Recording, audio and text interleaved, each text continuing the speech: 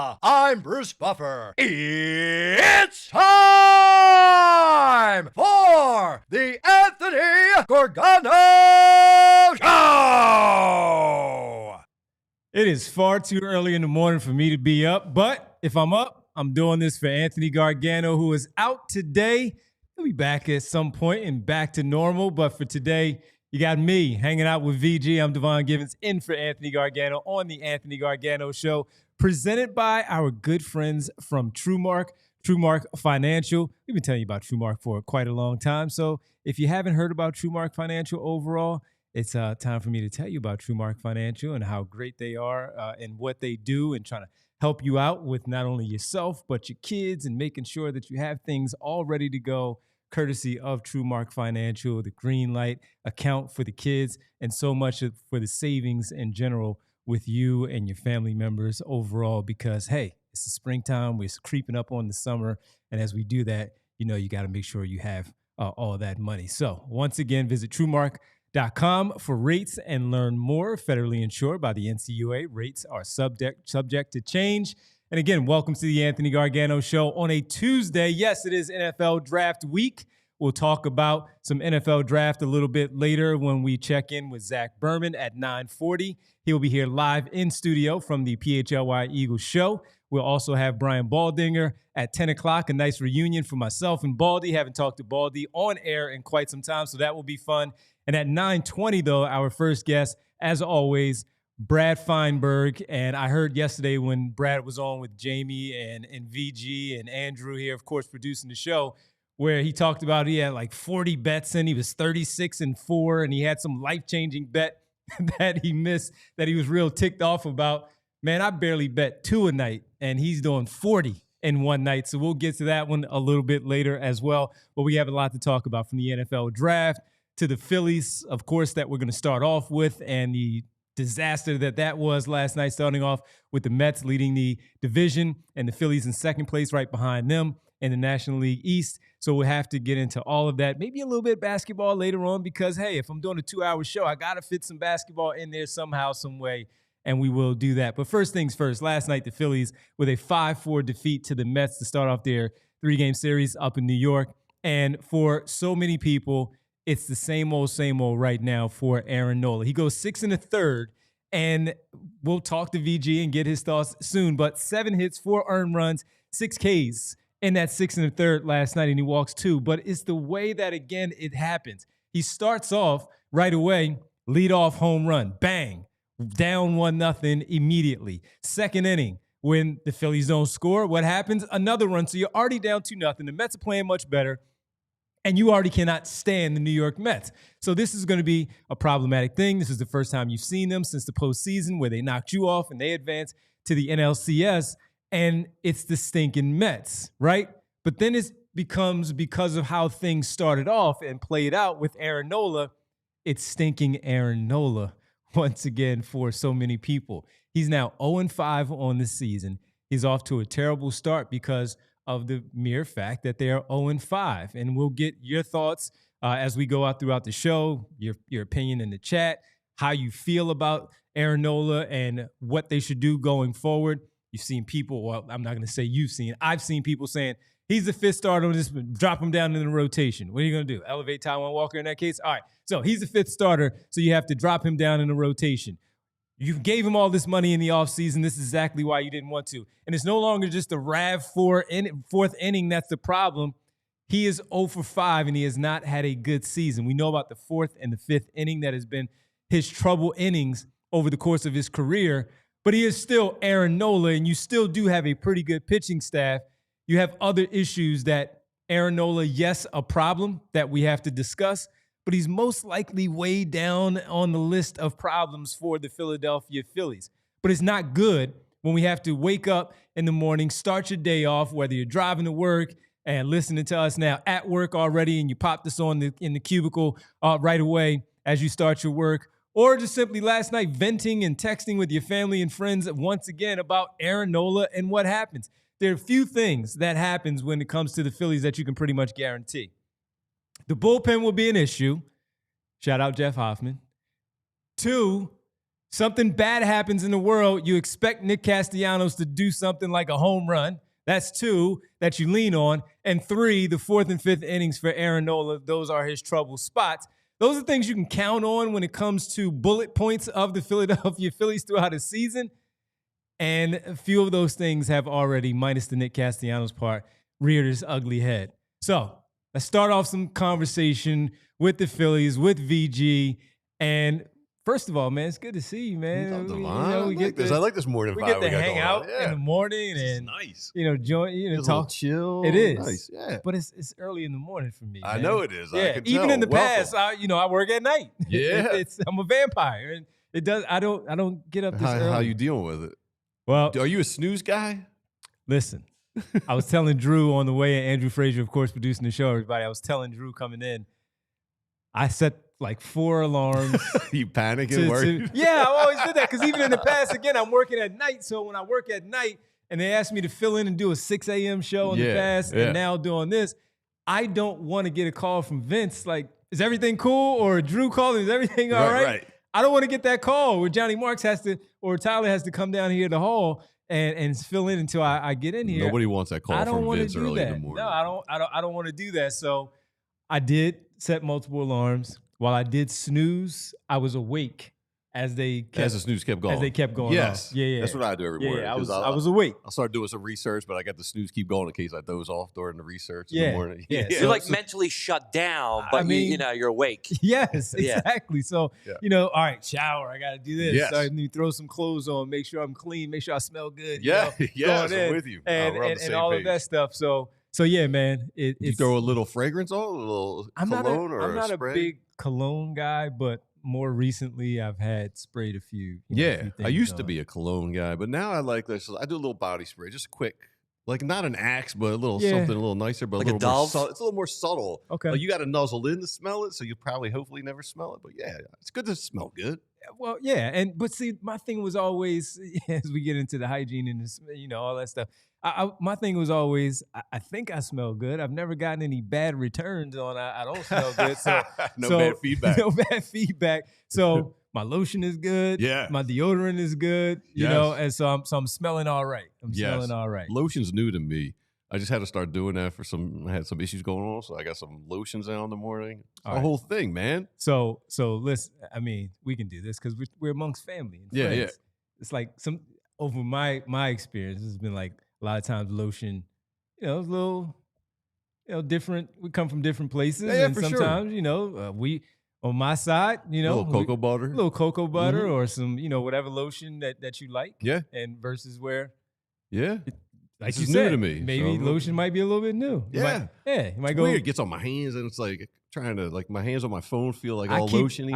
I keep the individual lotion in my bag for my hands. Oh yeah. Yeah. Wash the hands and put.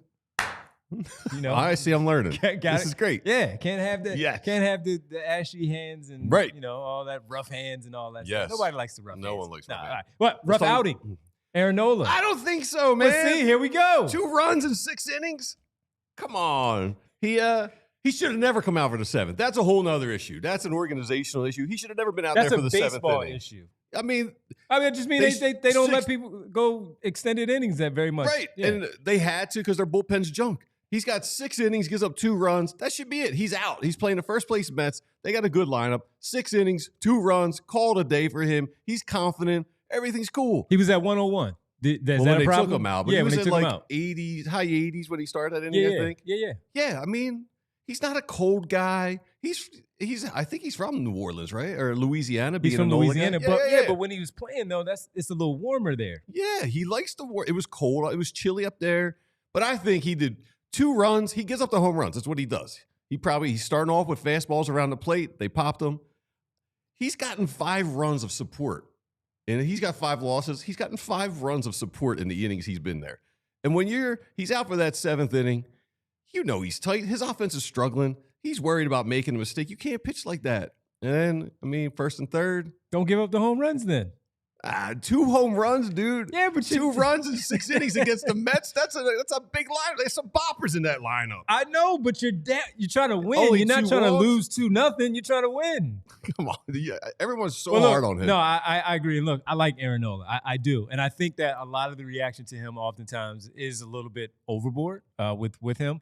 But this has been a long leash of people getting an idea of what he has done, who he is. Yes. To your point of, yes, he gives up home runs. This is what he does. The 4th and 5th inning, those are his trouble spots. We know Clean this. last night. 0-0. He was clean. Yes, he was absolutely clean last night. But it's frustrating, especially when you are right now at 13 and 10 right now on the season. Yeah. You start off when you win your first 5 series, Yeah, and now you're starting to go in it back. teams. Right. So when you have Aaron Nola out there, Zach Wheeler, you especially look at them as the guys, hey, all right, trouble spots. We're going to make sure that we get back to who we are. Yes. These are our aces. While we have some other really good pitchers in our rotation, we rely on those 2 to put out the fire. Yeah, and he did it. But he started the fire. Nah, that's not enough. 2 runs on fire. But like you said, it's the Mets. So if you have boppers, you cannot get yourself in a hole like that. Listen, with 2 home runs, it's not like they're just manufacturing these runs by getting a single here or a double here or a bunt or a walk or whatever, giving up solo, but you're giving up home runs. Well, what's the difference if they manufactured them and scored 2 runs or if they give up 2 solo home runs? Because you just don't get, normally the home run is the one that juices up, a player or a team. It gets you going. Sure, you score runs in general, but you give up the home runs, man, that's kind of deflating right away. I mean, leadoff home run is never good. We know we're on the opposite side of that with Schwarber. We know how good that feels. Yeah, Jimmy in the past. Like, he settled down. He's a stopper. They're on the road, first place Mets, 6 innings, 2 runs. It should be Romano, Strom, Alvarado. Romano stinks. Strom and Alvarado are used up too much, so they're not even available, I don't think. So, I mean, he did what he was supposed to do.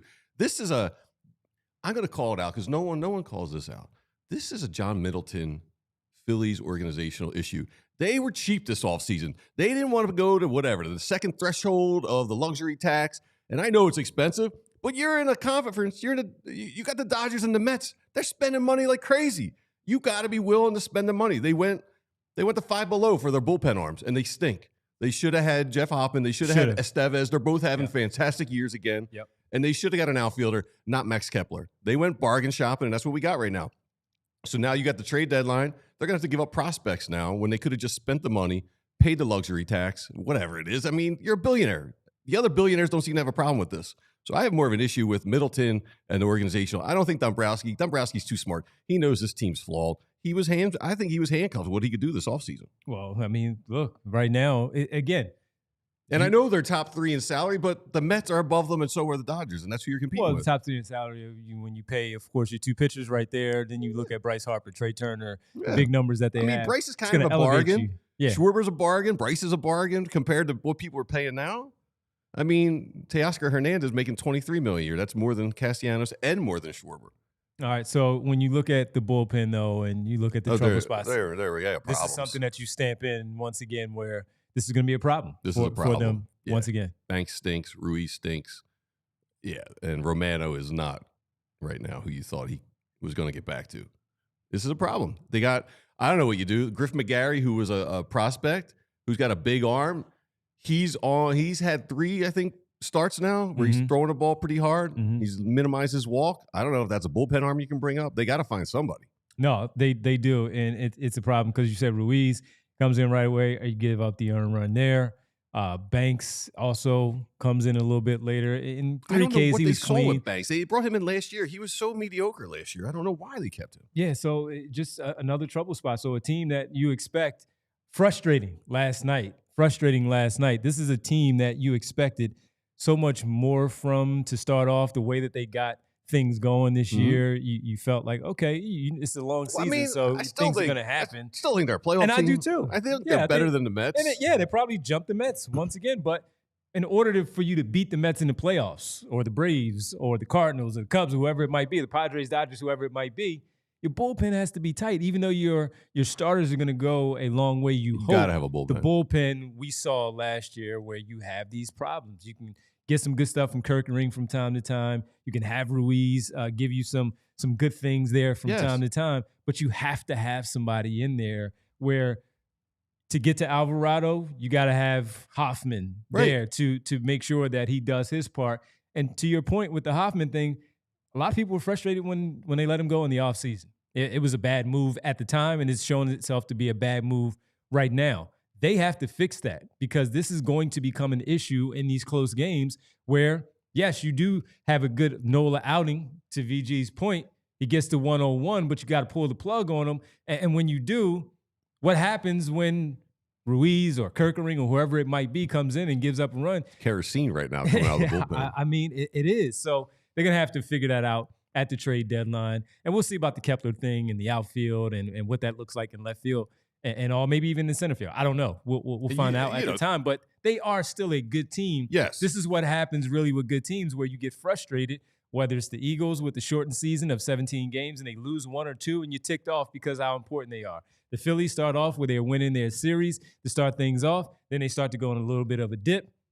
You get ticked off when certain things continue to show themselves, like Aaron Nola in an outing where it may not be a bad outing, but 2 runs count. They matter in a close game like that. And certainly with the bullpen, Trey Turner, who we'll have to talk about. Trey and Brace, 0 for 6. Yeah, so 4 strikeouts. We'll talk about them that too. Ninth inning was abysmal with those two guys. These are the things that even when you are a good baseball team, it's a long season. And while it's a long season and they will catch up and most likely go back and forth while taking over first place in the NL East, they're going to, with a long season, there are also long seasons to pick apart things, even though they may not be worthy of picking things apart.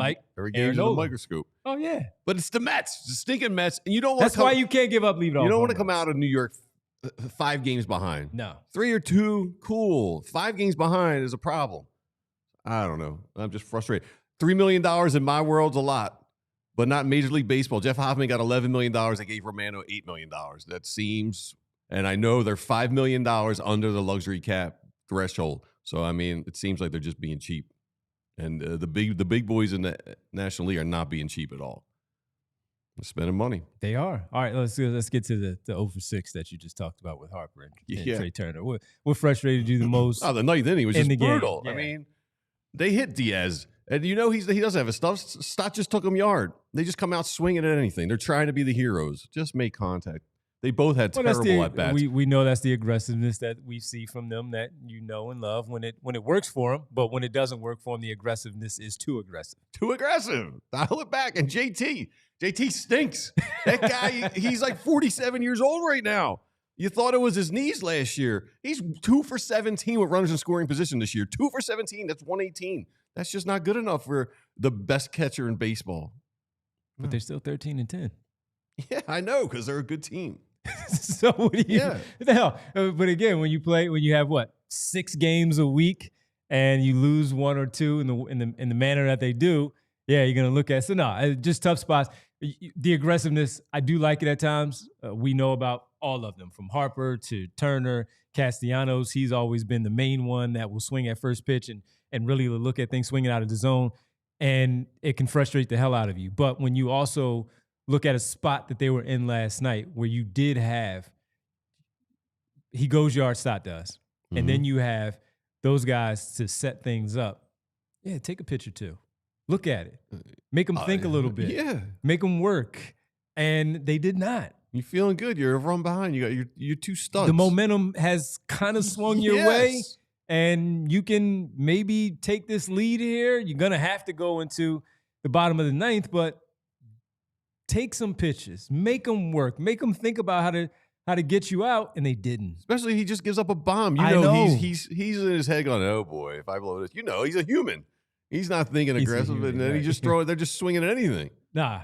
You're absolutely right, man. So frustrations. That was a frustrating loss last night. So with the Phillies in general, you look at where they are. They're back at it with the Mets once again.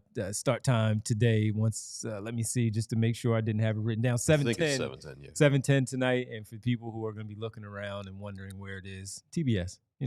Is it on TBS? It's on TBS tonight. I hate when they jump the games around. It's TBS, Apple TV. Oh, it's all over the place. All over the place. Yeah. So, all right. So when we do, we're going to take a quick break. We're going to pause here, come back. We'll check in with Brad Feinberg. Still doing the grind? Yeah, we're grinding. He's grinding me. He's unfortunately he's throwing up 40 bets a night. So, yeah, no. you know, those things will happen. So we'll take a quick pause here. We'll come back. We'll check in with Brad Feinberg right here on the Anthony Gargano Show on a Tuesday. Frustrating loss by the Phillies last night.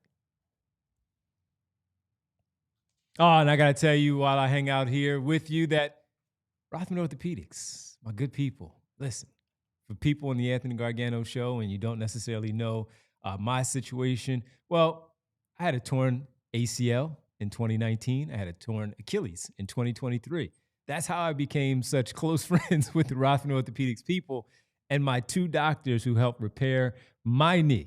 But yours may not be as severe, and you still may have some lingering issues, some aching joints. Your back is a little bit out of whack, maybe a shoulder issue. You're running around Kelly Drive and you feel something in your knee and you need to get checked out. Rothman Orthopedics is the place for you. That's where Rothman Orthopedics comes in. Whether it's pain from playing your favorite sport, an old injury, or just age simply catching up to you, Rothman's team of experts is here to help with evidence-based care and a mission to restore your mobility. They'll get you back on your feet, back to doing what you love, like me, getting back out there on the basketball court because my knee and my ankle are now good to go. Don't let pain hold you back. Make sure you visit rothmanortho.com/PHLY to schedule an appointment today and get back to being yourself. Rothman proudly serves dozens of communities across Pennsylvania, New Jersey, and Florida. Yes, even Florida, with 30-plus convenient offices, urgent cares, and walk-in centers. Make sure you find Rothman Orthopedics at a spot near you. For more information, visit rothmanortho.com/landing/PHLY. And spring is here, flowers are blooming, and so are low prices over at Ashley Furniture. So spring into some savings at Ashley Furniture. Save up to 50% off living rooms, bedrooms, and dining rooms. And have it all delivered free. Plus, you can get long-term, no-interest financing. You can save on top-brand mattresses and get free delivery and setup and the all-important removal so you don't have to stick it on the curb in one of those crazy bags. But don't wait. Spring into savings now at Ashley, South Jersey, and Philadelphia. Financing with approved credit. Minimum purchase required. Some exclusions may apply. See store for complete details. Hurry to Ashley Furniture. You can go to physical stores or check them out at ashleyfurniture.com. Welcome back to the Anthony Gargano Show here on a Tuesday once again. Presented by Bet Parks. Bet Parks, make sure you check them out. Download the Bet Parks app, create an account today to receive an offer that you simply cannot pass up. Parks Casino, this is how you win. You must be 21 and over. Gambling problem, call 1-800-GAMBLER. It's time to get to our good friend, Brad Feinberg. Brain. Brad the Brain Feinberg. What's up, Brad? Good to see you, man. Good to see you, man. Long time. It's been a long time, man. Good to see you, Brad Feinberg, again joining us here, presented by Bet Parks. Make sure you check out the new Bet Parks app. And what's going on with this grind thing here? What's going on? I was told, Brad, that he's grinding. You're grinding him VG up. It's not even close. He's grinding me up. Well, listen. I always tell the truth. If nothing else, I have truth serum stuck in me. I have been, since we started this, I have been, if you remember George Gervin's nickname from back in the day, or Val Kilmer, the late Val Kilmer in the movie Top Gun, I have been the Iceman. I am 0-3 last night, only 15-19, which is just, there's no adjective other than wretched for my performance. So, 0-3 you went? 0-3. Nice. Robbie Ray wasn't close. I'm trying to think what the other two I had was, like, because I'm betting like 30 Baseball's things a night. hard, I try to Brad. pick out. Horrible. Baseball's very difficult to bet. Gavin Williams strikeouts lost. And then there was a third one I had. I can't think of it, but I did go 0-3. I wrote them down. I know I did not. Look, I went 0-3. I own it. I apologize for everyone following. 0-3, horrible. But as I keep saying again, I do this every day. I do win. I will get that 15-19 back. I'm at 8-15. I won one for 2 last night. Not great. What was the what were the ones you had? I think I had the Tigers last night. I think that one. The Tigers, yes. Phillies lost. Was it the Reds? I had the Phillies. I had an under that did not hit. I forget which under I had. Oh, it was the Mets. Yeah, it it's was funny because it was Florida under, the Reds in Florida under. I was going to give out Aaron Nola's hits, but the line changed. Unfortunately, he did give up the 5 hits. But Matt, the line did go from 4.5 to 5.5. But I do have 1, 2, 3, 4, 5 things for today. Hopefully, Oh man, we can both VG right the ship. how'd you do on props last night? Again, I told you I was coming off an amazing weekend. Yesterday was more choppy. I did well in the Pistons game, but in the Nuggets game, my biggest bet of the entire night was Christian Braun over 12.5 points, which I gave out on the show. Mm-hmm. Didn't even come close. Russell Westbrook over 19.5 PRA, had 19. Jokic over 9.5 assists did get there. And I had Aaron Gordon over 3.5 assists, which did not get there. So I think I went 1 and 3 in that game. In the Pistons game, I did well. I had Schroeder's over points, which won. I had Amen Thompson under rebounds, which won. And I had what else did I have in that one? I had some other Knicks unders. I'm trying to remember off the top of my head. Oh, Tim Hardaway under points, which won. I think I won almost every one I did in the Knicks game, but I went 1 and 3 on. Yeah, that one hurt last night. We'll get to that one a little bit later with the Knicks and how that one played out. But I heard you on yesterday with the guys with Jamie and VG, and you talking about what a 36-4 weekend overall for you. Wasn't quite there. It was very good. It was very good. I did but it's funny, on that day I did great, which was Saturday and Sunday. But the day it was really all.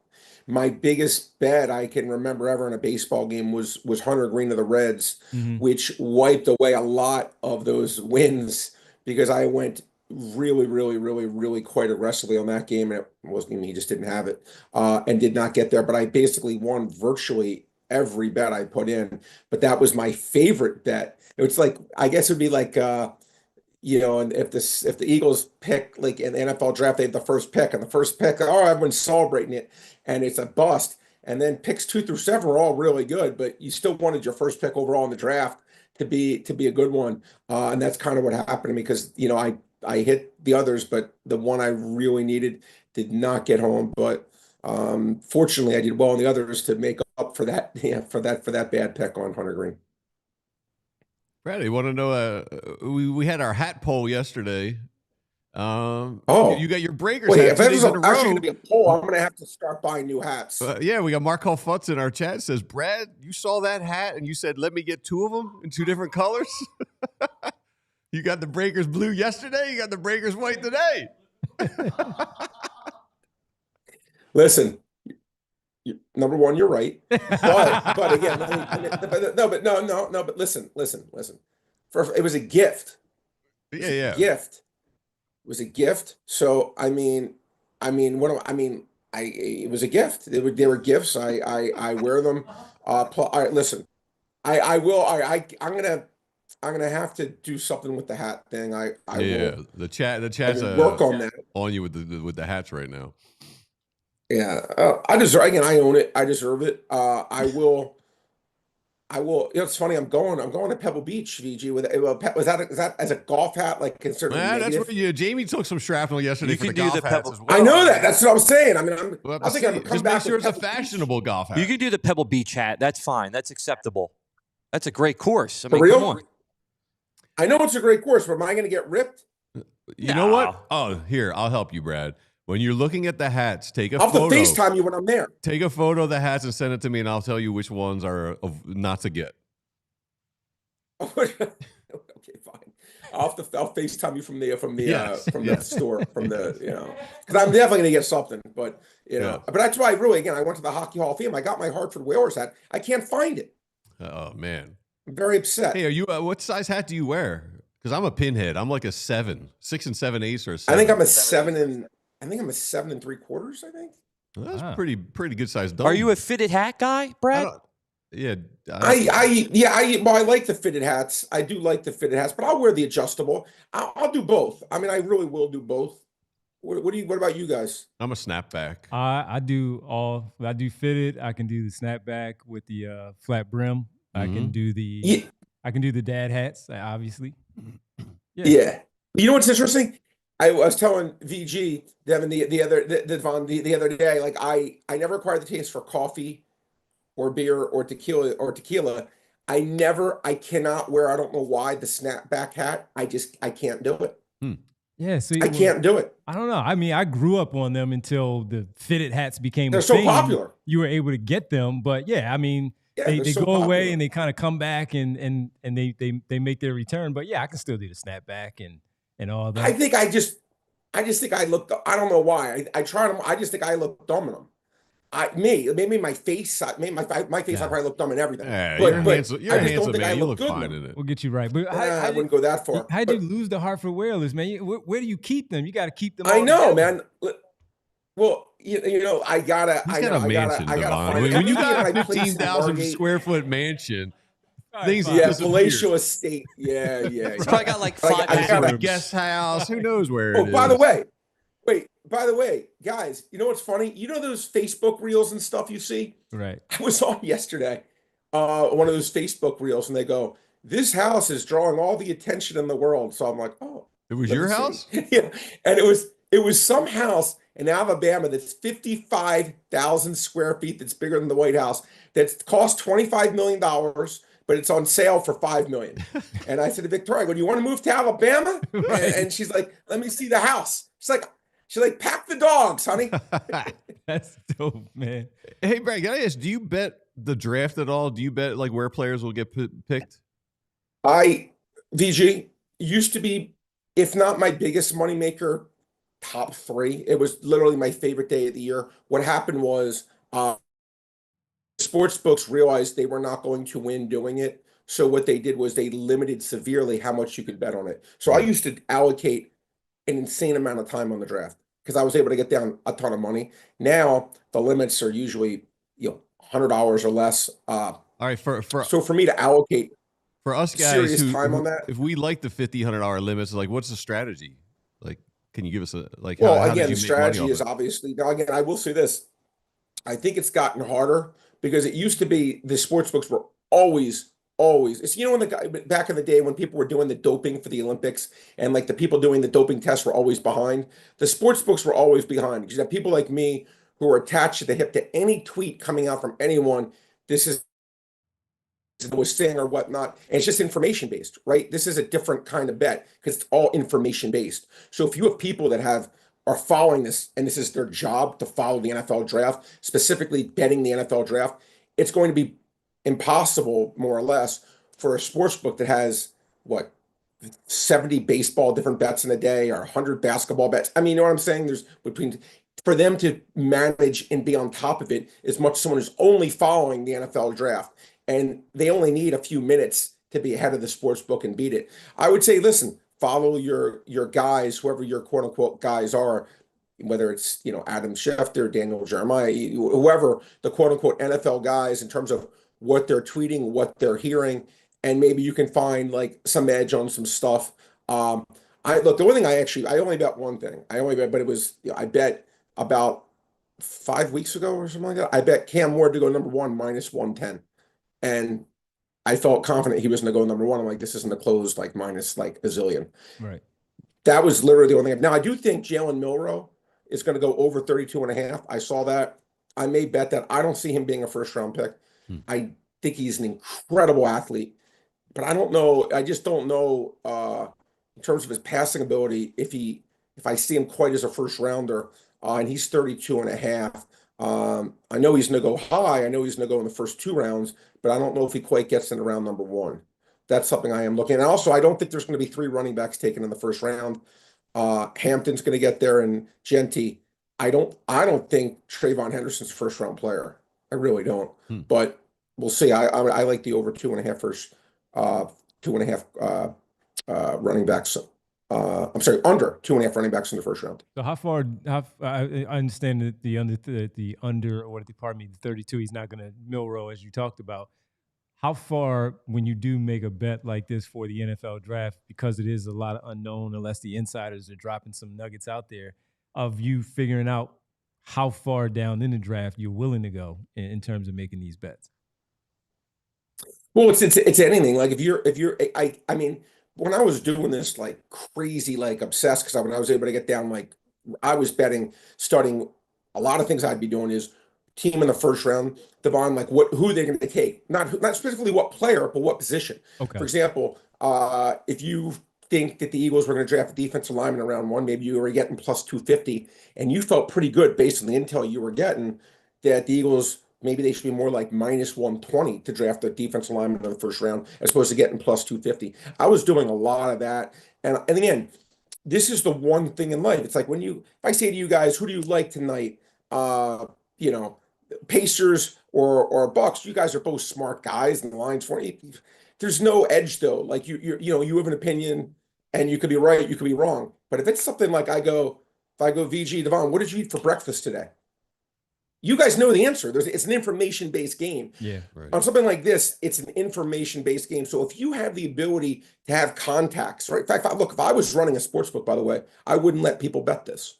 I would never let people bet this because to me, I'm always fair. This is not something, in my opinion, that I think it's something that can be easily, I don't want to say fixed, but I mean, again, if you get people telling you stuff where they know something that the public doesn't know, isn't that kind of somewhat akin to insider trading in the stock market? Yep. A little bit. So I would not have this if I was a sports book, but if I am serving it up, I would tell people following it, try to use whatever Twitter things you have, following beat writers that may glean some information that, especially on a local team, we're looking at maybe going, wide receiver in this draft, and the odds on that position are a little higher. Those are the kind of things I think you could maybe still find some value on. Okay. What are you looking at for tonight, Brad? We got 3 NBA games, a lot of baseball, obviously. Yes, sir. Yeah. You have any good guesses? I'll start on the NBA. Look, you know what? They were just brutal, right? Game one, they lose by, I don't think I've ever seen the NBA team lose by that many points. But I'm going to take Memphis. I took Memphis plus 15 in the game, but I'm going to go out in this one for these show purposes. I took plus 9 in the first half. Look, I think for at least one half of basketball, this is a team that still did win, I think, 48 games. Mm-hmm. I think they could hang somewhat close and keep it single digits for one half based off the fact of just how humiliated they got. Maybe they lose the game by 30 again. I just think this line's a little bit too high. I would have this first half line at 7. 9 to me offers some value. If they win but lose the half by 7 or 8, I'll smile because I think that's where the edge is. I think it's about 2 points too high. I'm going to take the Yankees tonight. I hate doing it, but taking the Yankees against Cleveland on the road. Who is pitching for the Yankees again tonight? Warren. I'm spacing. Oh, Warren. Yeah, Warren. Yeah, okay. Against Bibby. Yeah, Warren is pretty decent stuff. He got taken out early his last game, but he does have decent stuff. I'm going to stick in this Memphis game, and I'm going to go Ja Morant over 5.5 assists. Now, he had 4 his last game in like 20 minutes. He averages 7.2, guys. He averages 7.2. He's 38-15 of the over this year. Now, again, tough defensive team in OKC for sure, but I would have had this at 6.5. It's been lined, as someone who's done this every single game this year, it's been lined 6.5 or 7.5, even a few 8.5s, all 82 games or whatever it's been, or for him, 53 games. First time it's been this low at 5.5 all year. I'm going to grab over 5.5. All right. I've had luck fading the Dodgers. I'm going to do that tonight and take the Cubs and Imanaga on the mound. Take the Cubbies tonight at home. He's good. Yeah. I do like him. I do like Amaja. He's one of my favorite pitchers, actually. I'm going to go with another basketball one, guys. Ex-Philadelphia 76er had this one on Saturday, going back to the well with it. TJ McConnell, yes, it's the playoffs, but he still usually gets his 16, 17 minutes, which is about what he averaged during the season, guys. Yep. He averaged 9.1 points. They're making it 6.5, 58-22 to the over. TJ McConnell's good. He's had a really nice career, by the way. I always loved him when I went to the Sixer games. He's just a guy I always thought played so hard, and I just really always liked TJ McConnell. Yeah, I think he gets over 6.5 points. I think it should be 8.5.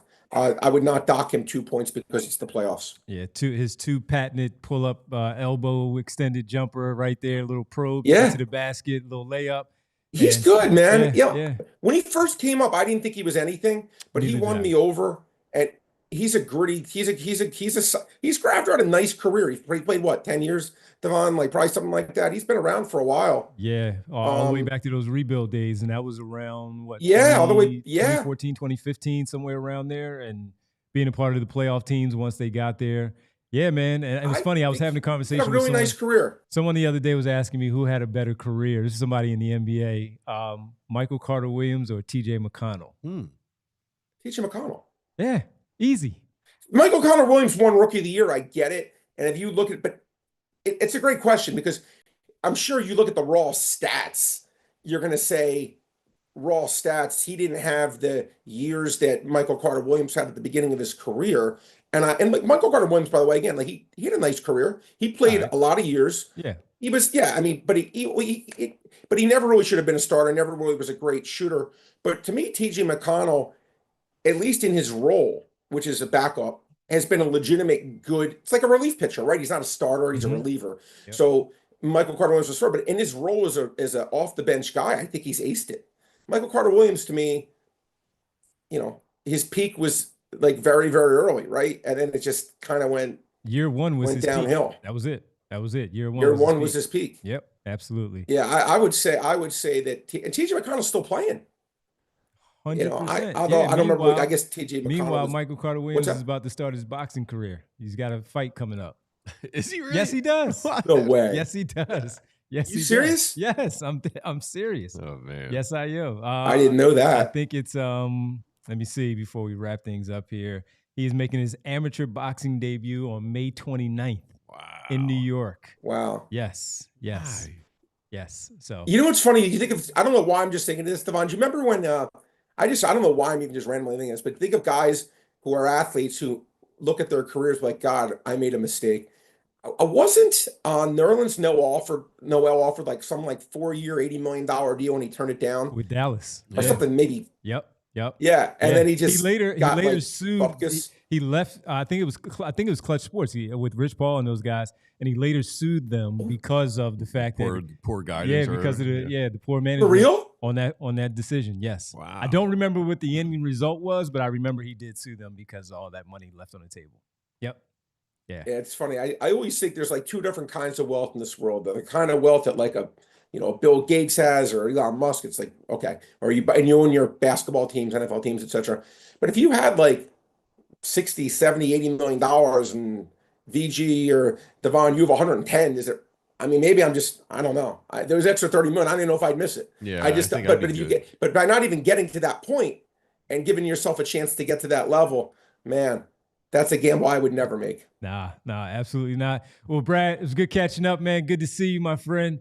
And you'll be back with two last ones. I got to give real quick. Phillies 5-inning line, Blue Jays 5-inning line. That's my 5-pack for the day. All right. There you go. Like the grind with Brad Feinberg here on the Anthony Gargano Appreciate you Show. both. Good to see you, man, as always. And once again, presented by Bet Parks. We'll take a quick break. We come back and in studio from the PHLY Eagle Show, the podcast, the great Zach Berman, right here on the Anthony Gargano Show.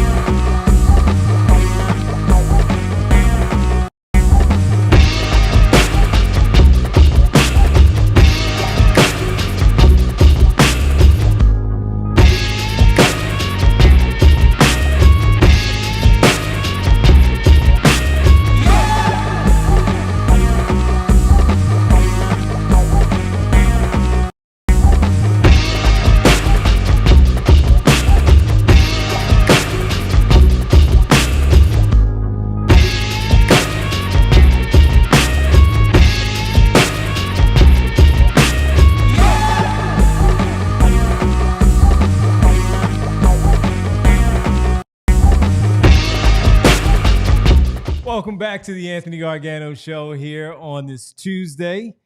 Once again, hanging out. Devon Givens in for Anthony Gargano along with VG and a special guest in studio all week, hanging out with the guys, right? Zach Berman from the PHLY Eagles show and podcast. Good to see you, Zach. Great to see you. Fun to be here. I feel bad you all had to move everything around and get me here, but it's fun to do this in studio. It's great having you in the studio. That's why Andrew's a pro, man. He just, it didn't take very long at all. Real fast, we were talking to Brad about, and I know you're a big basketball guy, the question of TJ McConnell or Michael Carter-Williams, better career. Who has the better career? TJ McConnell. I agree. It's still going on. Exactly. Right? Valuable contributor on good playoff teams. Michael Carter-Williams, the high watermark was better. Yeah. But I would take TJ McConnell's career. It's nearing 10 years at this point, right? Yeah, 2 extensions, like some really good money, and playoff teams being an important part. And I was just telling the guys, I don't know if you heard it, Chris Mannix yesterday had reported that Michael Carter-Williams is going to make his amateur boxing debut in New York. He hasn't played since 2023 in the NBA. So, TJ McConnell. He's always got that Rookie of the Year season, right? Yes, he does. He's got career earnings of $45 million, TJ McConnell. That's what for an undrafted guy. Yeah. Yes, versus a number 11 overall pick. Yeah, absolutely. Well, Zach, you can talk about anything, but we definitely have to talk about some things with the Philadelphia Eagles, the NFL draft this week, 2 days away.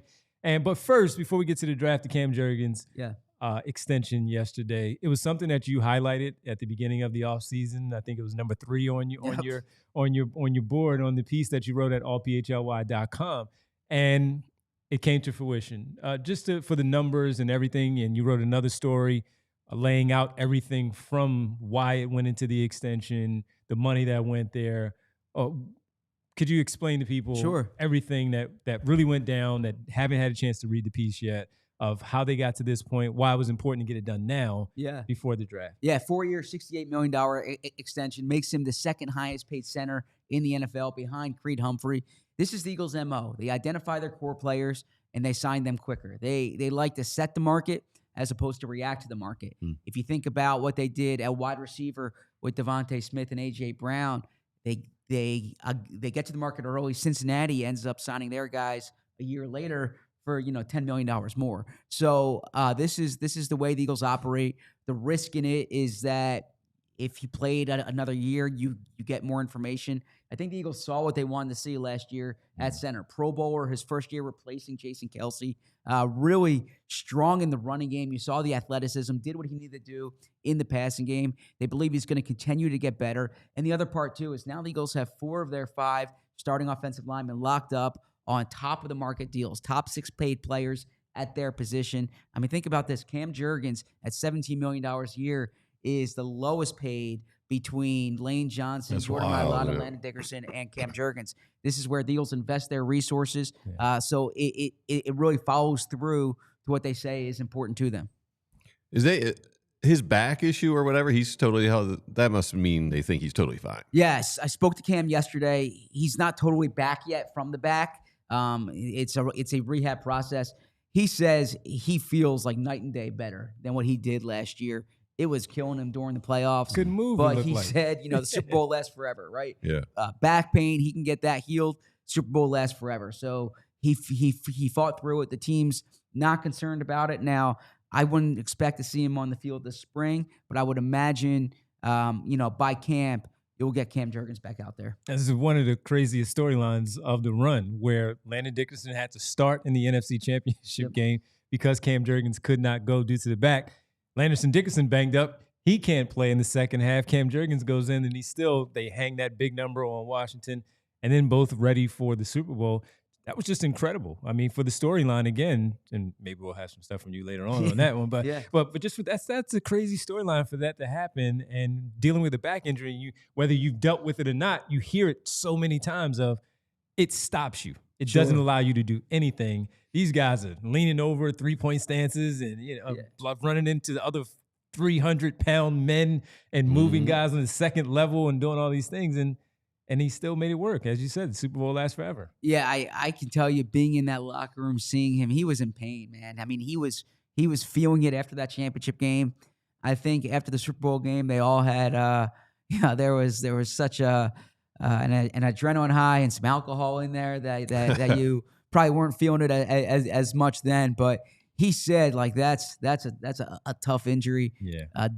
I pushed through it. I know sometimes fans are concerned with back injuries. Yeah, they linger. Those can linger. Mhm. That's why he wanted to take it.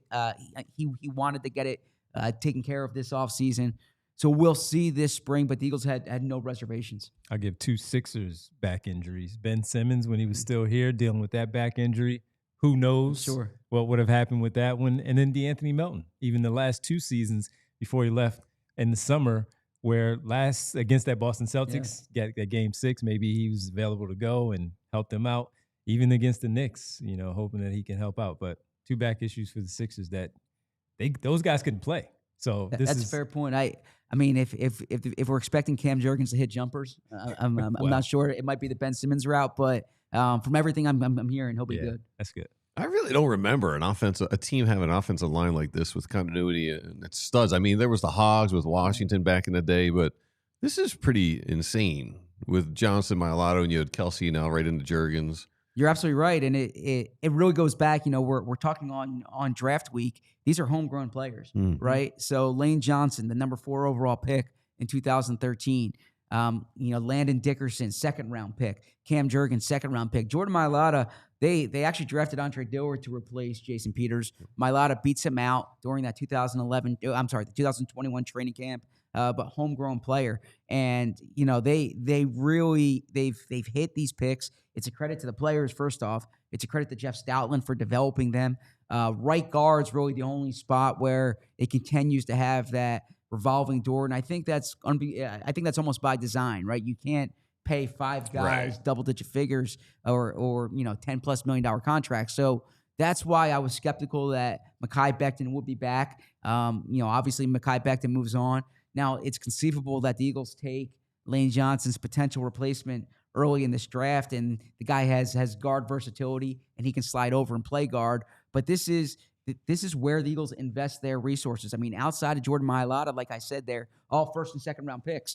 And for Eagles fans who always say every year, are they going to take a linebacker? Are they going to take a safety? Right. Are they going to take a running back? Before they sign Saquon, I always said the line of scrimmage. And so when people say to me, what do you think the Eagles are going to do this week? I say the line of scrimmage, the offensive line or the defensive line, because it's how Howie builds the teams. So you wouldn't be you think they'll come out, one of their first 3 picks will be offensive line? Well, yeah. When the first 3 picks, I would expect it if they had their druthers for that to occur.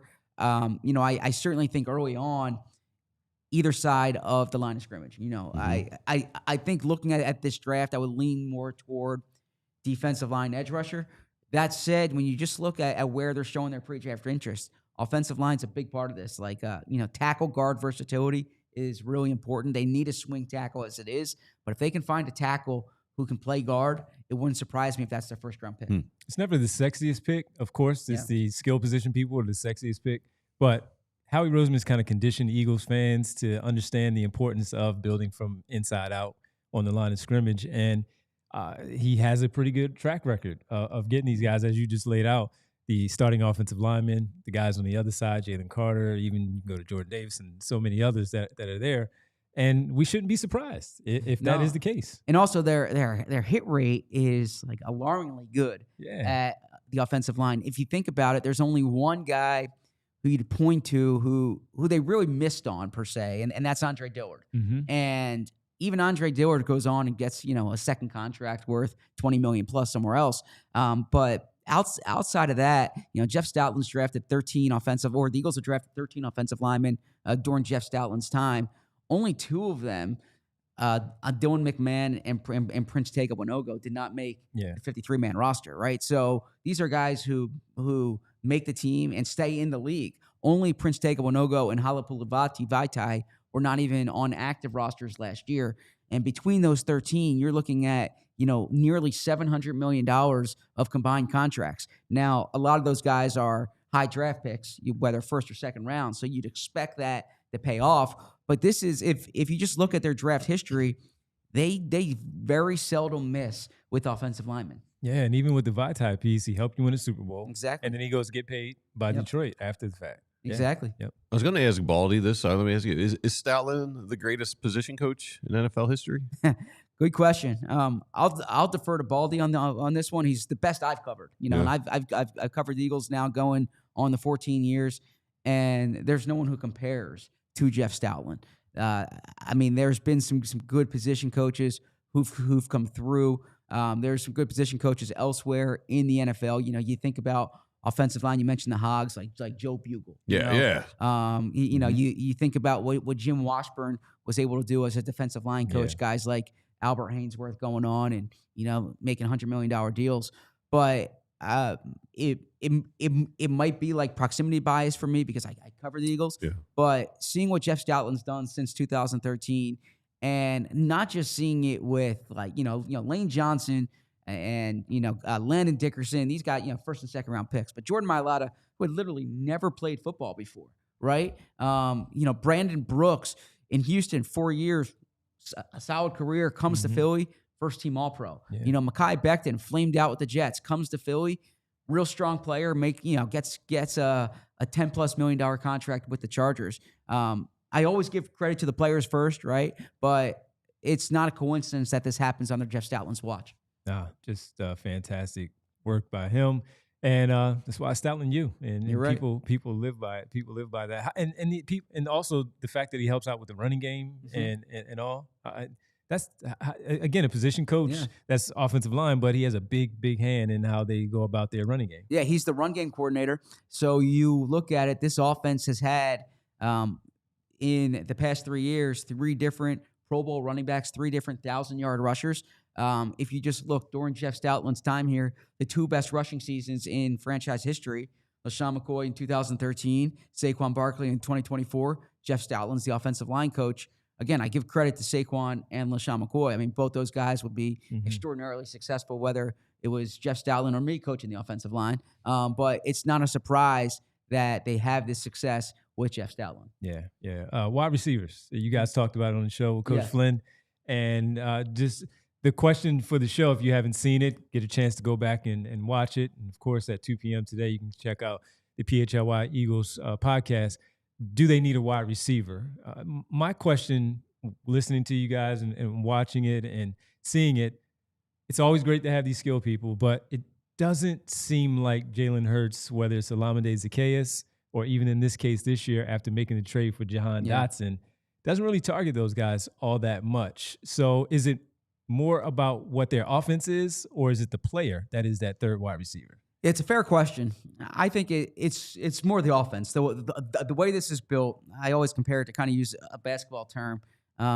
It's like when the Heat had LeBron, Chris Bosh, Dwayne Wade, right? Mario Chalmers wasn't getting his touches. And that's, Nick Sirianni's transparent that the passing game goes through A.J. Brown, Devontae Smith, and in the past few years, Dallas Goedert. I don't expect Dallas Goedert to be on the team this year. But that's not going to change. And, they already reduced the amount of passing plays they had last year because they ran so much. So I don't think that's a function of Jalen as much as it is they want to get the ball to their top guys.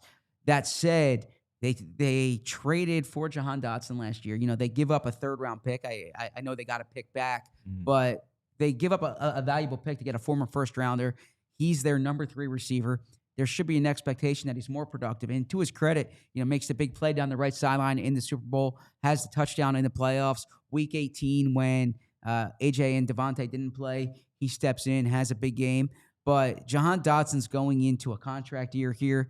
I don't know if he's going to be on the team beyond this season. So this is a spot where it would behoove the Eagles at least to continue adding to the pipeline. Now, they like Anaya Smith and Johnny Wilson, 2 guys that they drafted last year, but neither one of them really distinguished themselves. Johnny Wilson looked good in the summer, not during the season as much.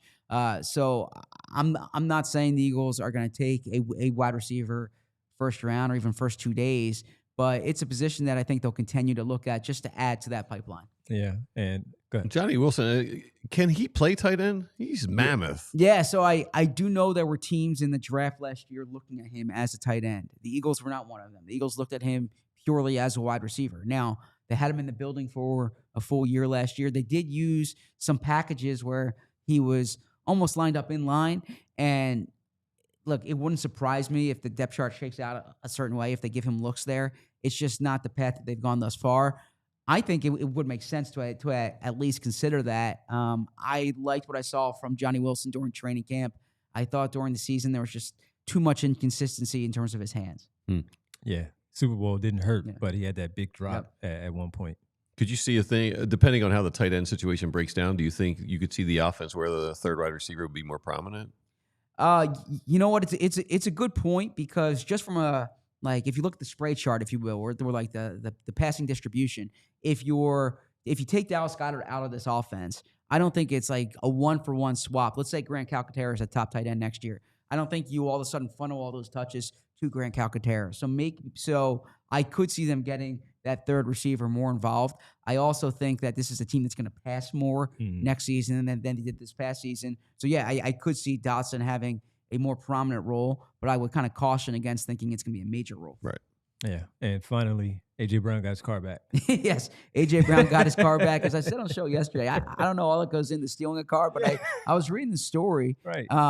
Shout out to Chris Franklin from NJ.com. I was reading his piece, and A.J. Brown has like a GPS tracker in the car. So again, I don't know much about car thieves. Yeah. But I would think that like the first thing you don't want to do is have someone tracking you, because they knew exactly where he was. So it wasn't the sharpest tool in the shed there, it seems. Nah, and then Chris's piece, you talking about the guy just sitting in the car, just hanging out. Was it the Rolls? It was a the Maybach. Maybach. Oh, yeah, it was nice. a Maybach. Yeah, and he was in Camden. Yeah. Just chilling? They got to drive through? Standing out a little bit. Unless Yeah, you're going to the Sixers practice facility, what are you doing? Yeah, between the GPS tracking and Dom DeSandro, the Eagles vice president of security, I would take the law enforcement side and finding that car again. Wild story. Yeah. Do you have TSA pre-check? I have TSA pre-check, right? I was surprised. So he signs a $68 million contract. He was asked the first purchase he would make. He said that he flies a lot, so I'm thinking, all right, is he going to get do they have subscriptions to private jets? Yeah, Right? like a little net jack, Yeah, I'm net thinking share. something like that. Then he says TSA pre-check. And look, I mean, by rule, I don't care how someone else spends their money. It's not my business. But I do want to say, I don't think you needed to wait for the $68 million contract to get TSA pre-check. There's a chunk of credit cards that you can pay it for you, reimburse you. It's like Landon Dickerson when he decided, let me go get a tractor after he signed his contract. Yeah, Could have gotten it. I think the rookie deal would have sufficed for that. But, You might have gotten a deal. I'm sure. Exactly. Yeah, they even have days, I think, when the TSA pre-check comes to the facility, so you don't even have to wait in line. Oh, man. But well, at least he gets his a little faster, where we might have to wait and hear back. Yeah. He gets his much quicker. Yeah, but if you're in the security line at the airport now, you know where to find Cam Jurgens. Well, when we went last year, Kyle yelled at me because I didn't have the TSA pre-check. gotta get so I'll TSA have pre- it you gotta before get TSA Vegas pre. or any training camp that we have. What's on tap for this afternoon? You guys have a Yeah, we have a full show today, or a full day today. So 2 p.m. today, Fran and I in studio. We are going with a live first-round mock draft. So I'm taking the odds. I'm taking the evens. Fran's taking the odds. Nice. It's pretty dynamic. When I do a mock draft myself, I can try to manipulate it to get this player to this team, this player to that team. When you do it with two people, that can't happen. So it tries to simulate what's going to happen on the clock. We also have the PHLY draft show with Fran Duffy, where we're taking users' questions. If you're a diehard, submit them in the Discord. Yep, absolutely. So make sure at 2 p.m., Fran and Zach for the draft, and of course the draft show, as Zach just laid out, 2 p.m. right here at PHLY Sports. Zach, this was fun, man. Anytime. Enjoy it. Yeah, thanks, man. Appreciate it. Yeah, thanks, Zach Berman from the PHLY Eagles podcast. When we come back, we'll check in with the one and only Brian Baldinger, see if he has TSA pre-check.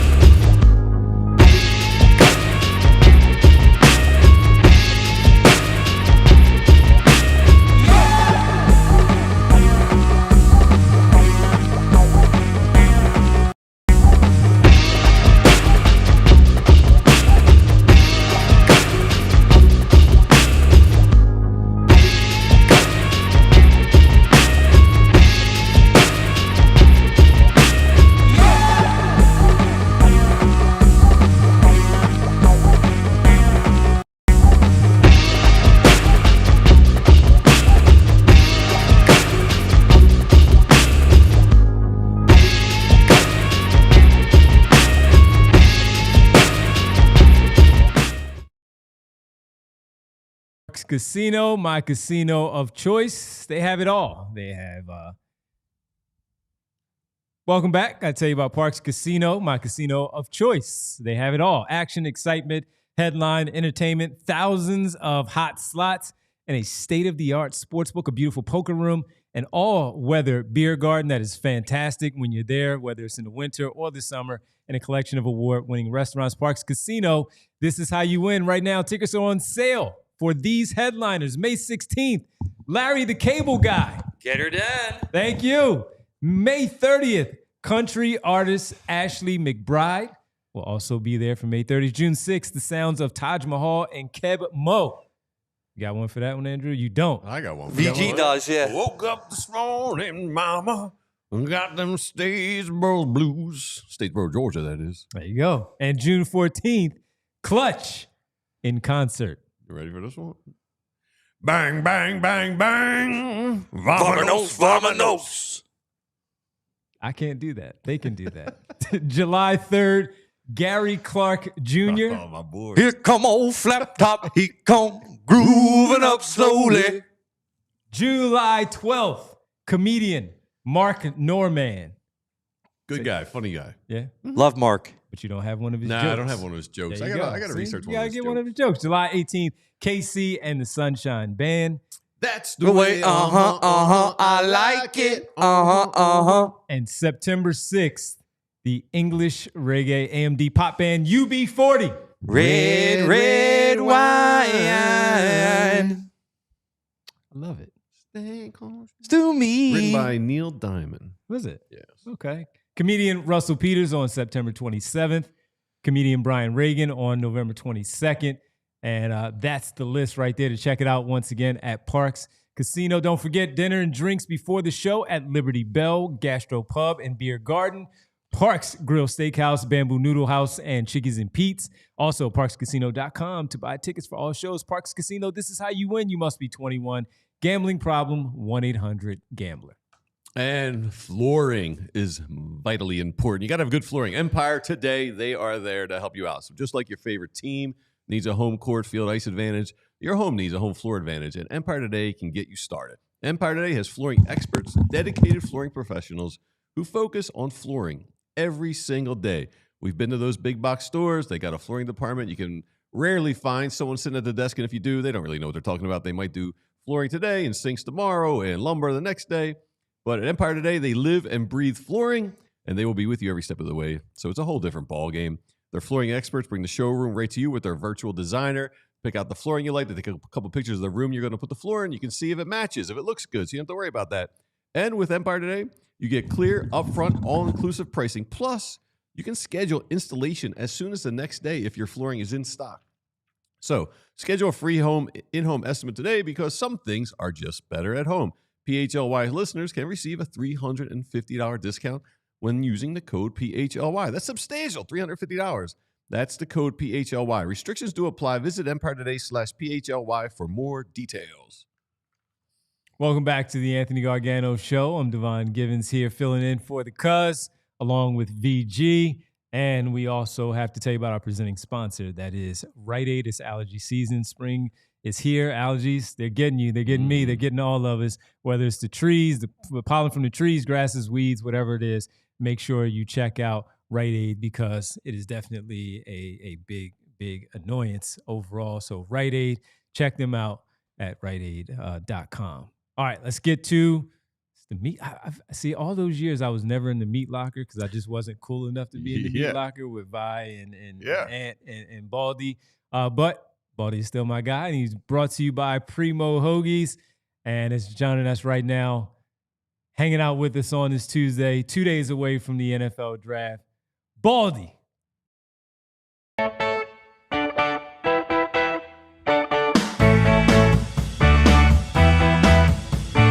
Baldy, Baldy. Oh, let's talk some football. Ay, ay, ay, ay, ay, ay, Baldy, Baldy. Oh, he likes meats and football. Oh, Baldy. Baldy, with all the traveling that you do, man, do you have the TSA pre-check? Of course. clear TSA pre-check. Oh yeah, I mean, I had American Airlines has this one thing where they would like come and pick you up and drive you right to the gate. Yeah. What was it? It's a concierge key. I was a concierge key member, and you went on before any handicapped people, any people that needed help. I mean, you were the first one on the plane, but I think that's based like on. It's not me. It's based on number of first class flights, and I'm in Los Angeles now, so I had a couple of years where I was flying to LA like every week to do something. So but that concierge key, that's the best access you can get as a passenger.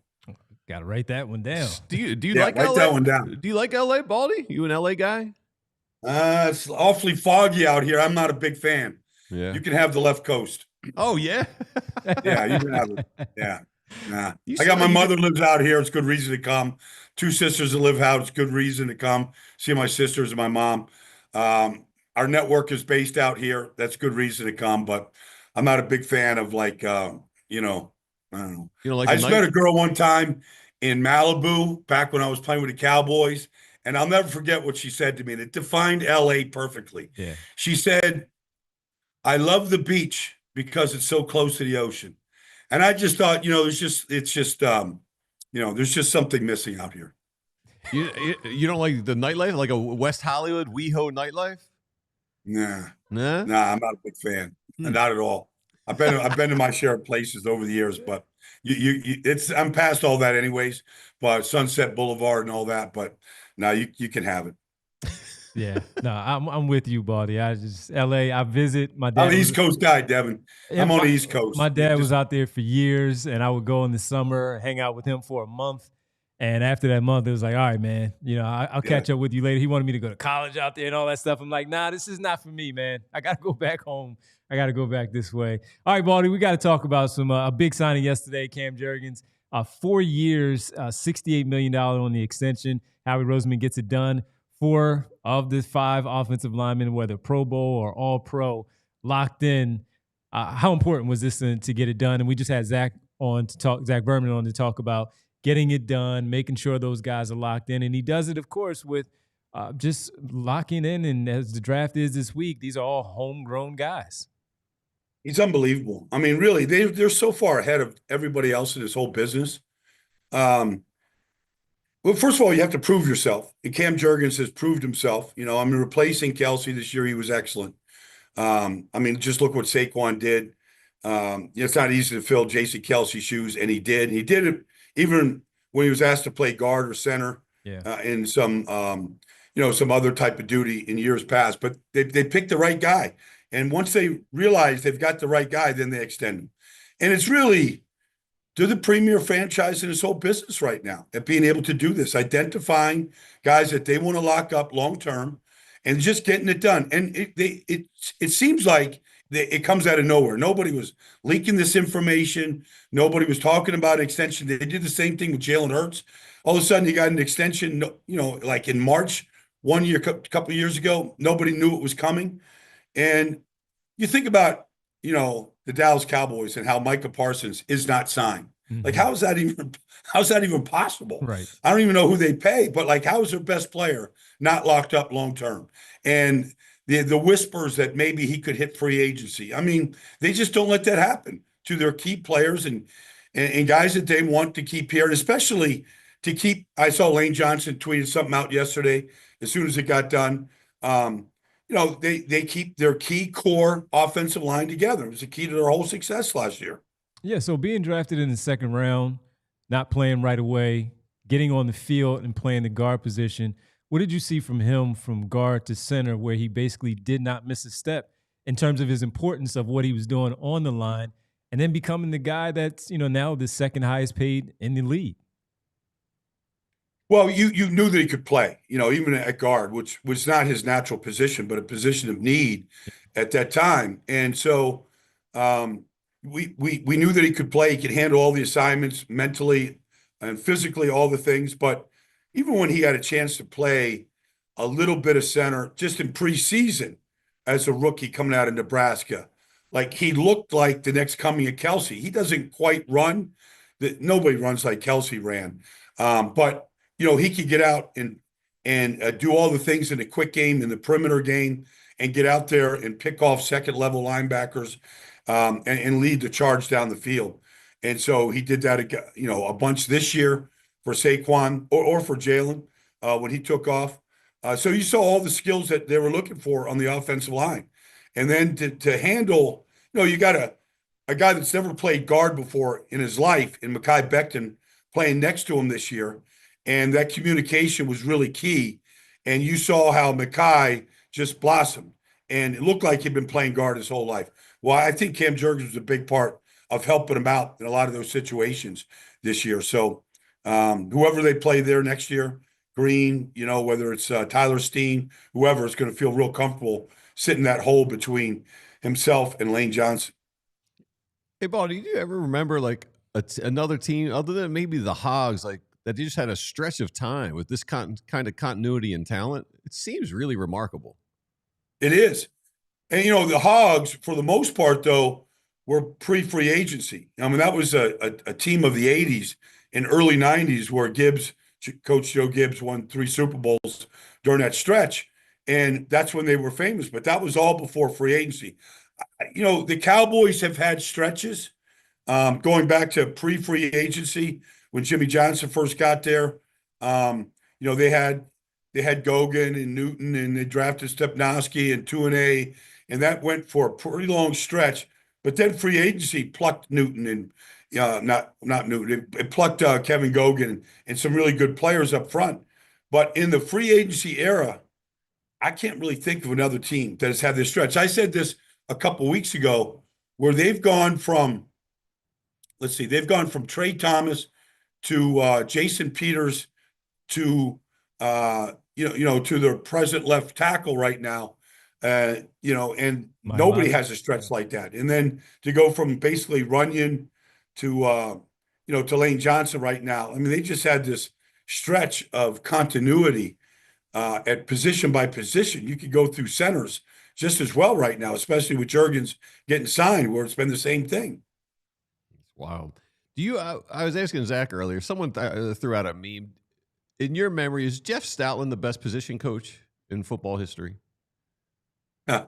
Well, Bill Callahan was really good and still is. I mean, everywhere Bill Callahan has gone, and he started in Philadelphia, coming out of Wisconsin. He was part of Ray Rhodes' first staff and John Gruden's first staff right there. I mean, Bill Callahan's still putting great offensive lines together. But I would say the fact that he's been here since 2013, and Lane Johnson was his first player, and the respect that Lane has for Stout. In fact, part of the reason why Lane is still so good is Stout is so entertaining, in the meetings, how he just gets on players, the things that he says, like it keeps Lane alert, in his 13th season now. He's as good as we've seen, because we have seen a turnover. When you take a guy that has never played football before in Malata and never played football before, didn't even know how to put a helmet on, and to see him in the Pro Bowl and to see his development, you could easily say that of any position coaches, you can make that claim right now because of what he has done over this stretch of 13 years, coming in with Chip in 2013. Can you imagine? What would Baldy's career been like if you had Stoutland with you back in the day? I always First said ballot this, Hall of Famer.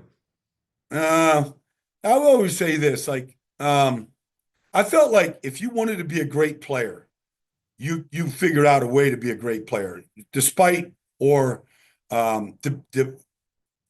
coach that you had. I think Stout would help because his ability to get you prepared, and then his game day coaching. Like what we see from Stout is we see individual development of players like Malata, like Cam Jurgens. We see individual development. But I think the key to Jeff, honestly, is this adjustments he makes game day during the course of a game. Not everybody can do that. Not everybody. If you're playing Washington and you got to get Bobby Wagner blocked, because if you don't get Wags blocked, he's going to make every tackle. So there's things that you can prepare for all week long, and how you're going to scoop them, how you're going to cut them off, how you're going to get them, on your inside zone, how you're going to handle them in certain situations. And then you get to game day and you're like, we can't get him. Like he's ahead of us. And then you come to the sideline and Stout's like, all right, let's do this. Let's fold block, the center and guard here, and we'll get to him. Like, his ability to do that game day is probably unparalleled right now. So that's where he would help me is, all right, like back in the day, if you couldn't block Luke Kuechly, he made every single tackle, like B. Wags. Well, you got to figure out a way to get to him. And that's where his ability to use different machinations to get to him would really come in handy. Do you see that a lot during the games? Because I've never heard like any analyst during a game ever mention the adjustments that Stout and the offensive line have been making. But you see him making a ton of in-game adjustments? Well, their greatest adjustment ever was for Aaron Donald. I mean, Jason Kelce will tell you, they did things in that game they've never done before, ever. But if Aaron Donald, like the week before they played Aaron Donald a couple of years ago before he retired, he ruined the Indianapolis Colts. And they lost. The Rams beat the Colts because of Aaron Donald. Just ruined the entire offense. And so they're watching it, and they had to do some things that they've never done before. I did a couple breakdowns on it, but literally Jason Kelce ended up going everywhere Aaron Donald went. It was completely anathema to any blocking assignment that they've ever done. But Aaron Donald basically didn't touch Jalen Hurts that day, and they won that game. And so it's hard to see in game, just because you're like, well, because you're not really sure of the play, what the assignments are. It's kind of easier to see if you go back in the lab and in the film room that night or the next day, and you kind of see some of the changes they might have made, or if you can verify it with Lane or somebody you talk to, or Malott, or somebody you might talk to during the week. It's kind of hard to see game day, but you can see it. You can see it the following day when you're really slowing it down and studying it. Brian Baldinger joining us here on the Meat Locker, presented by Primo Hoagies. I'm Devon Givens, filling in for Anthony Gargano this morning. Baldy, now that we're 2 days away from the draft and you're talking about the interior line, both the offense and defense, we were talking to Zach Berman before you of how we know that Howie Roseman has had a lot of success over the draft of building from within. And being at 32 this year and being Super Bowl champions, who do you like maybe on the back end there that you study, where you feel like, whether it's offensive line, defensive line, that maybe would fit for what the Philadelphia Eagles do? And do you lean one way or the other, either side of the line? Well, I mean, you got to look at 32. You look at 64. I mean, they sit there, basically picking 32 in the first 4 rounds. So they're the last pick in all those rounds. But I mean, Gray's Abel from North Dakota State, gets everybody's attention. I just posted something yesterday. I mean, I had a general manager last week or the week before. I compared him to Cody Mock, coming out of North Dakota State as a starting right guard for Tampa right now, who's a tackle at North Dakota State. Just the way Gray's Abel was a right tackle in 2023, a left tackle in 2024. He could play tackle. But I had a guy tell me that he could easily be Graham Barton, who's the starting center for Tampa right now. Like, if he went to center, he could be at or near a Pro Bowl center.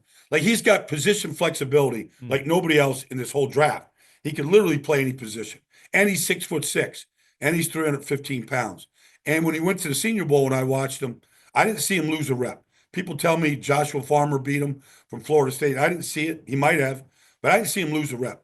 And he purposely went to center and guard to show all the scouts that he could play on the interior.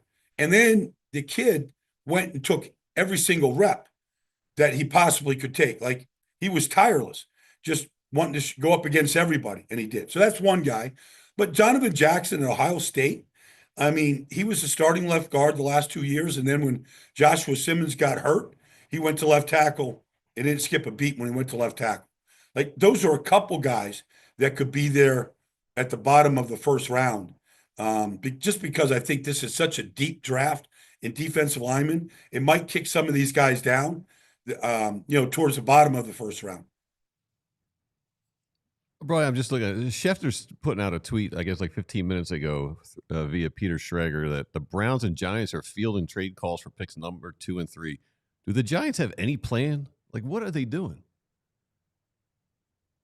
Well, let's just say it goes chalk right now. Let's just say Cam Ward goes 1, Travis Hunter goes 2. Let's just, because that's the consensus of what we think is going to happen. Mm-hmm. So let's just say the Giants are sitting there at 3, and Abdul Carter is there. Like they passed a Micah Parsons 5 years ago Right. for Kadarius Toney. Right. Like it's one of the all-time great gaffes, and one of the reasons why they're picking 3, and one of the reasons why this whole staff might get blown out. Everybody, general manager, coach, the whole thing. Like when you miss a Micah Parsons and he's sitting there, and then the next number 11 at Penn State comes, and he's the most dynamic pass rusher and defensive edge rusher in this draft, and you go, let's make a trade. Like every Giant fans would go, like they would turn their tickets in. Right. Like why we really so if you go, so even if your selection there is Abdul Carter or Shadur Sanders, let's just say that. And they need a quarterback. They haven't replaced Eli Manning. They're marching guys out there that's named Cutlets. Right. Like we have the Super Bowl MVP and they're marching out Cutlets Right. to play quarterback. Like you can't really make this stuff up. Like you're coming there with bags over your heads to see the Giants play if this happens. Like just do the right thing. Like Abdul Carter is there, just take him. Like don't field any offers. Like don't even, I don't know. And Cleveland's doing the same thing. Like Cleveland, if you look at the quarterbacks that Cleveland has marched out there, they drafted Baker Mayfield. Baker's a hell of a player. Mm-hmm. He's just doing a different place where they're building around the quarterback. Cleveland never figured out how to do it. But they still haven't. So to me, you can field offers. You can listen to the phone because that's who they would trade for. People would trade up for Travis Hunter and Abdul Carter. My mother can scout Abdul Carter. Okay. Like it's not that hard. So I don't know. I guess Shefty's, I would never dispute anything Shefty says. That guy's plugged in, but it doesn't shock me that these organizations were probably listening to phone calls and trade offers. Speaking of Sanders, I'm looking at mock drafts, of course, that we're here this week now, and you see all these different mock drafts, Baldy, and he's anywhere from 3, 4, all the way down where he may fall into the back end of the first round. Now, I know you've talked about him a ton, and you've talked about him here on this show, but now that we're here this week, what's your read on him? What type of quarterback did you project him out to be in the NFL? Because he's all over the board, it seems like right now. Well, look, if every year it's a different quarterback crop. There's some years there's not a first round pick. Like this is the year there's not really a first round pick. Right.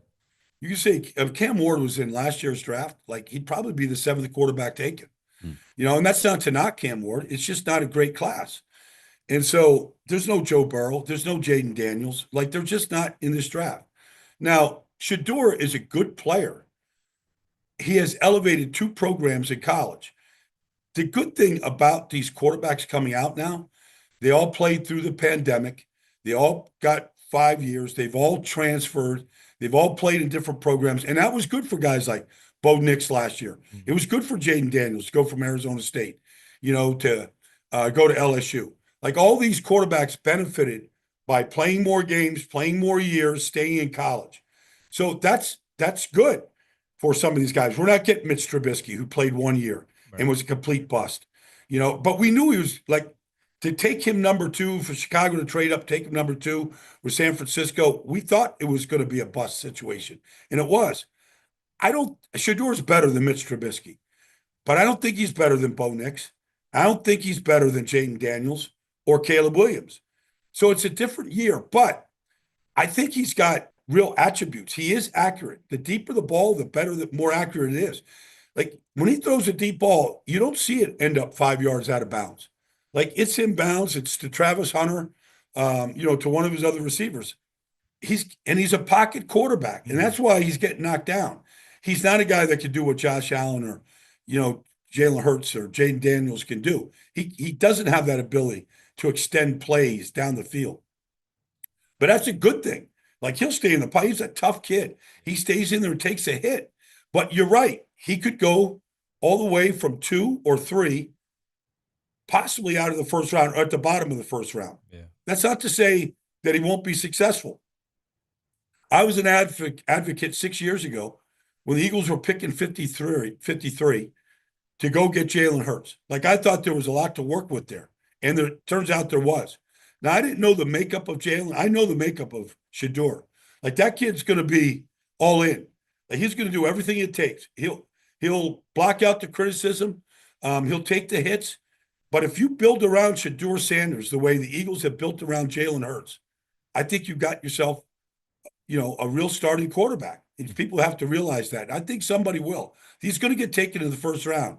I don't know where it's going to be right now, but he is polarizing because he's not. But when you meet him, like he looks you in the eye, he's a polished kid. Like he's thicker than you think he is. He's built for it. Might not be as tall as you want. Might not have the arm strength that you want. But I think he's accurate and he's tough. And he's learned 5 different offenses in college. There's a lot to like about Shedeur. Baldy, is there other than like a big name like Abdul Carter, is there a sneaky under the radar guy that you like that's like a meat locker guy that you just can't wait to see in the NFL? Well, I mean, Tyler Booker, is straight out of the meat locker, the left guard from Alabama.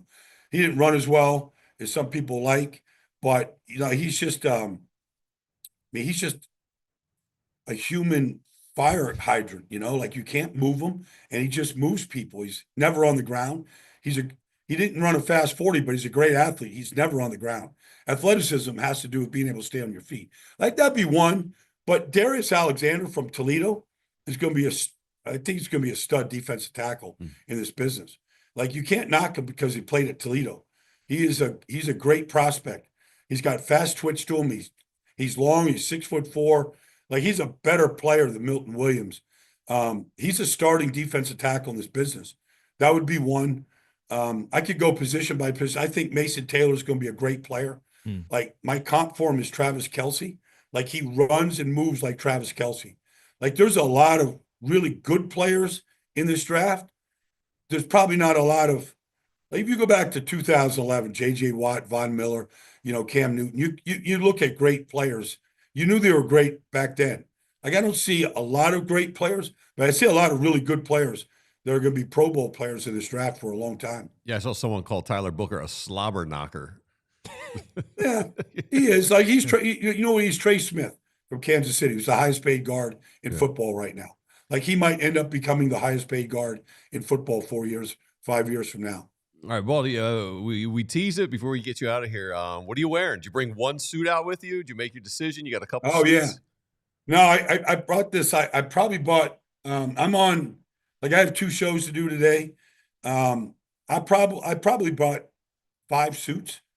So I just haven't decided, my big day is Saturday. Yes. Like actually, real quick before I get to that, like Saturday for the Eagles, there's a stretch in the 5th round between pick 161 and 168. They pick 4 times. Like it's Eagles afternoon. And if you think about it, Brent Selleck was a 5th round pick.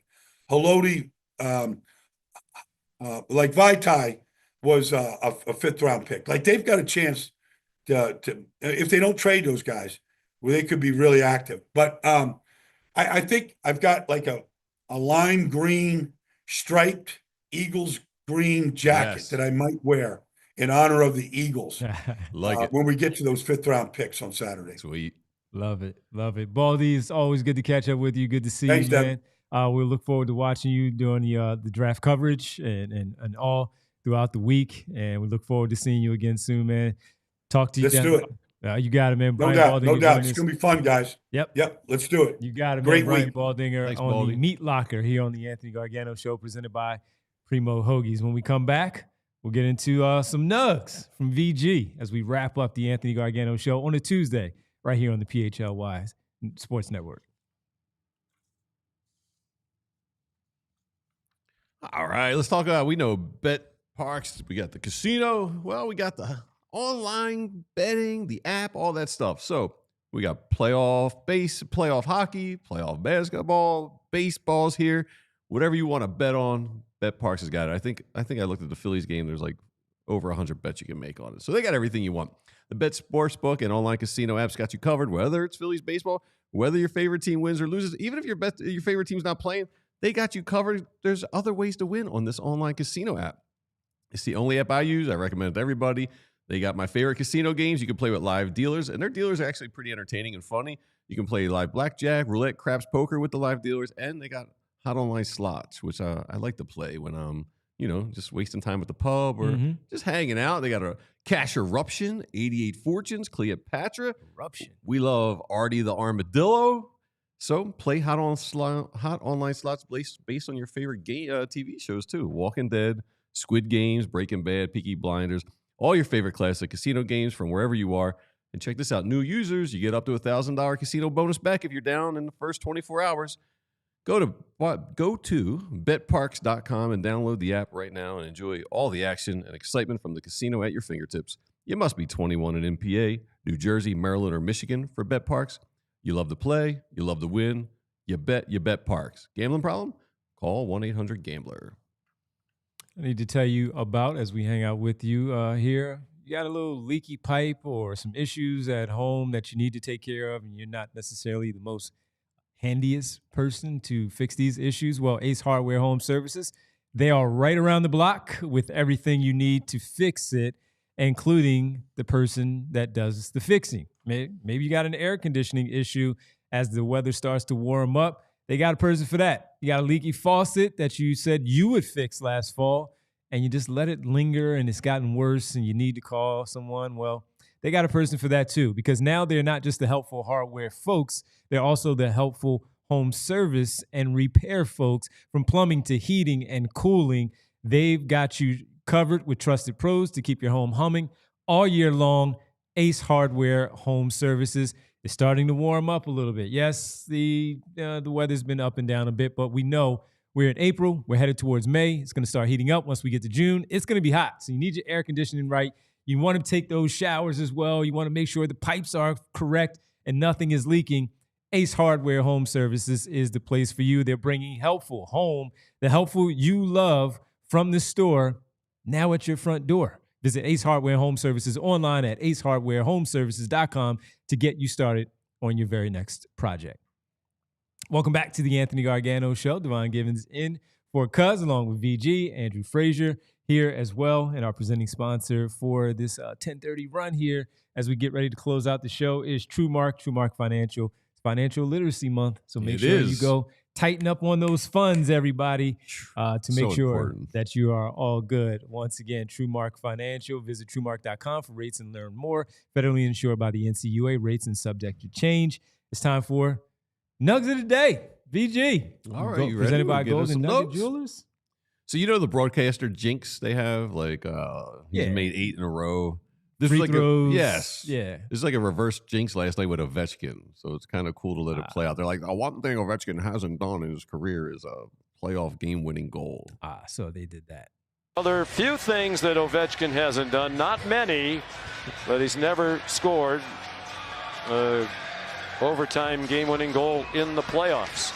Really interesting here. He's on the shooting spot on the left wing. The Canadians have Demidov and Laine on the ice, a rookie and a player not known for his defensive play. Calling it rookie and a non-defensive player. The puck is free, and a great chance for Pavillier. Ovechkin scores! Now he has that playoff overtime goal. What else can he do? Washington. Breaking personal streaks that he's never had. Yeah. That the announcer is calling for him. It's like weird how that happens with that broadcaster jinx or now they reverse jinx. Yeah. They just say it. It's like they will it into fruition. By the way, it looked like he might have had, if they got him the puck, right, 2 seconds beforehand, the goalie was leaning. Yeah. He might have had that one. Yep, But good wide stuff. open. Yeah, amazing season. All right, and this happened. This is pretty much my worst nightmare. I know it's Jamie's worst nightmare. You're doing a show and your body says something's wrong and you got to get out of here for a second or two. Shaq last night. You got to get the volume up. And they followed the camera with him. Keep talking, Jeff. Yeah, we're on TV. The thing about Kawhi is, you all right, big fella? Catching a crap. Look at him also. Go ahead, keep talking, Chuck. Yeah, we're on TV. I know what we're doing. Go ahead. Yeah, that's that olive oil you've been drinking. I know. Hey, take some matches with you. Take some matches with you. Hey, listen, he couldn't hold it. He can't hold it. After 40, he can't hold it. I don't even know what I would do, man. I mean, listen, man. That wasn't something planned, was it? No, not planned. Hey, listen, he reminds. Look at that face. he's like sweating. Yeah, he's like, That's a man that's got to go. look, man. I mean, all the years I did 4-hour shows, a lot of them by myself. You know, we get those. You get 5-minute break or you get a 7-minute break. Yeah. You got to do whatever you got to do. Did you ever have it happen while you were on? While I was on, when we were doing a a segment. where you had to like bust out an early commercial break? Yeah, but I don't think it was for bathroom use. It was just for other things Yeah. that came up, like a family emergency phone call, and you got to address that.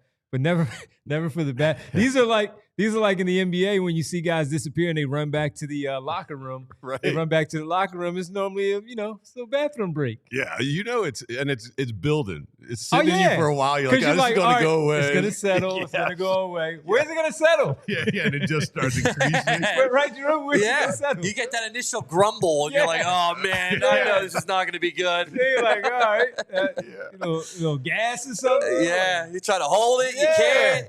He couldn't even run normal. He was all like pinched up. He was home for a while. You could tell in that run. Yeah, he needed that wheelchair that Paul Pierce needed, man. Remember that? I do. Yeah. Oh, man, Jack yeah. needed the wheelchair. Give him the rolling chair in the studio.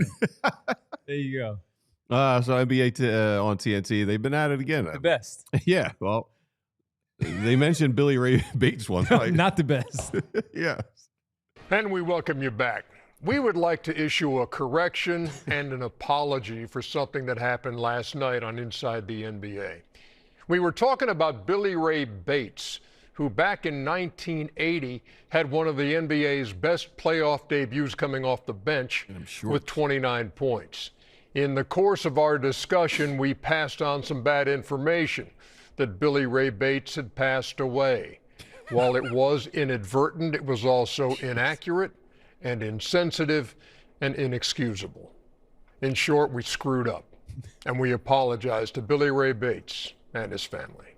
Yeah, like, they own it, but You got to own it. yeah, his phone must have been blowing up, Billy Ray Bates' phone or man. his family's phone. Yeah, that's bad. And you see it a lot, too, with a lot of different spots. Yeah. It's like it's a 7-second Google search just to make a producer, someone just to make sure he's alive. The ones that always got me was never those type ones. It was ones where I'd be doing the show, you're following Twitter, you're following the updates or whatever. Somebody passes away, right? Mm-hmm. Did they really? You got to check and make sure that it's coming from some real sources. You got a second, Yeah. triple source it, maybe hit Wikipedia to see if it's been updated. Yeah, if it's somebody like big, you want to say it on the air and send your condolences and show your respect in that way. But if you get it wrong, yeah, it's not great. yeah, it's not great. it's Who's a bad one. Best Billy Ray, first Billy Ray that comes to mind when you think? Oh man, it's not a good one. Billy Ray Cyrus, which I'm not a big That's fan the only one I have, yeah. That's Billy the Ray. terrible one. Yeah. The best one is Billy Ray Valentine, Eddie Murphy, And what movie? Trading Places. Oh, that's just. Oh man, that's my. That's Love you, Billy Ray. That's a violation on me not remembering. I knew you. I thought you would get that one because It's I know. terrible. Yeah, I just watched it over the holidays oh, too. man, we love you, Billy Terrible. Ray. Yeah. This one's just a video. I don't think there's any audio, but apparently Jalen Brunson flopping around a good bit. So this is supposed to be video of when he gets touched with any kind of contact. Yeah. Oh yeah. Yeah, I saw this. How is it even possible to I do? don't know. Oh, no, that's How do pretty. you know you can even do that? Extremely right. impressive. How do you know you can do that? Yeah.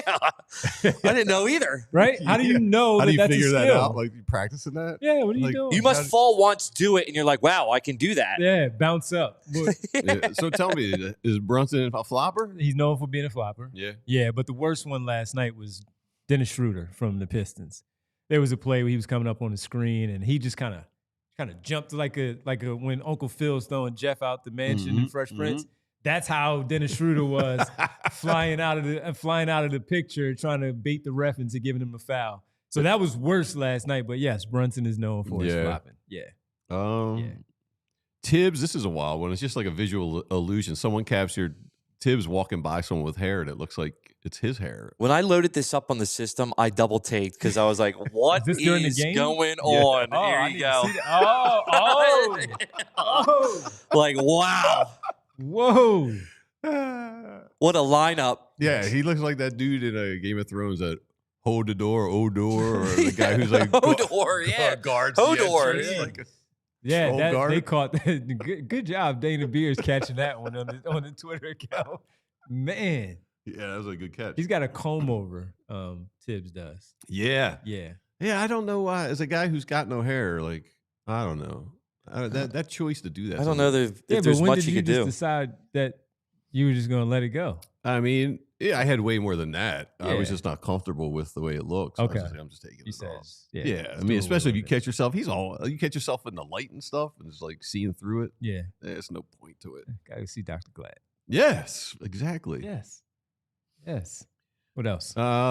Good bat flip. The Red Sox got this prospect called Andy. His name is Andy Lugo. He does a bat flip in AAA that is the most epic bat flip you've ever seen on a home run.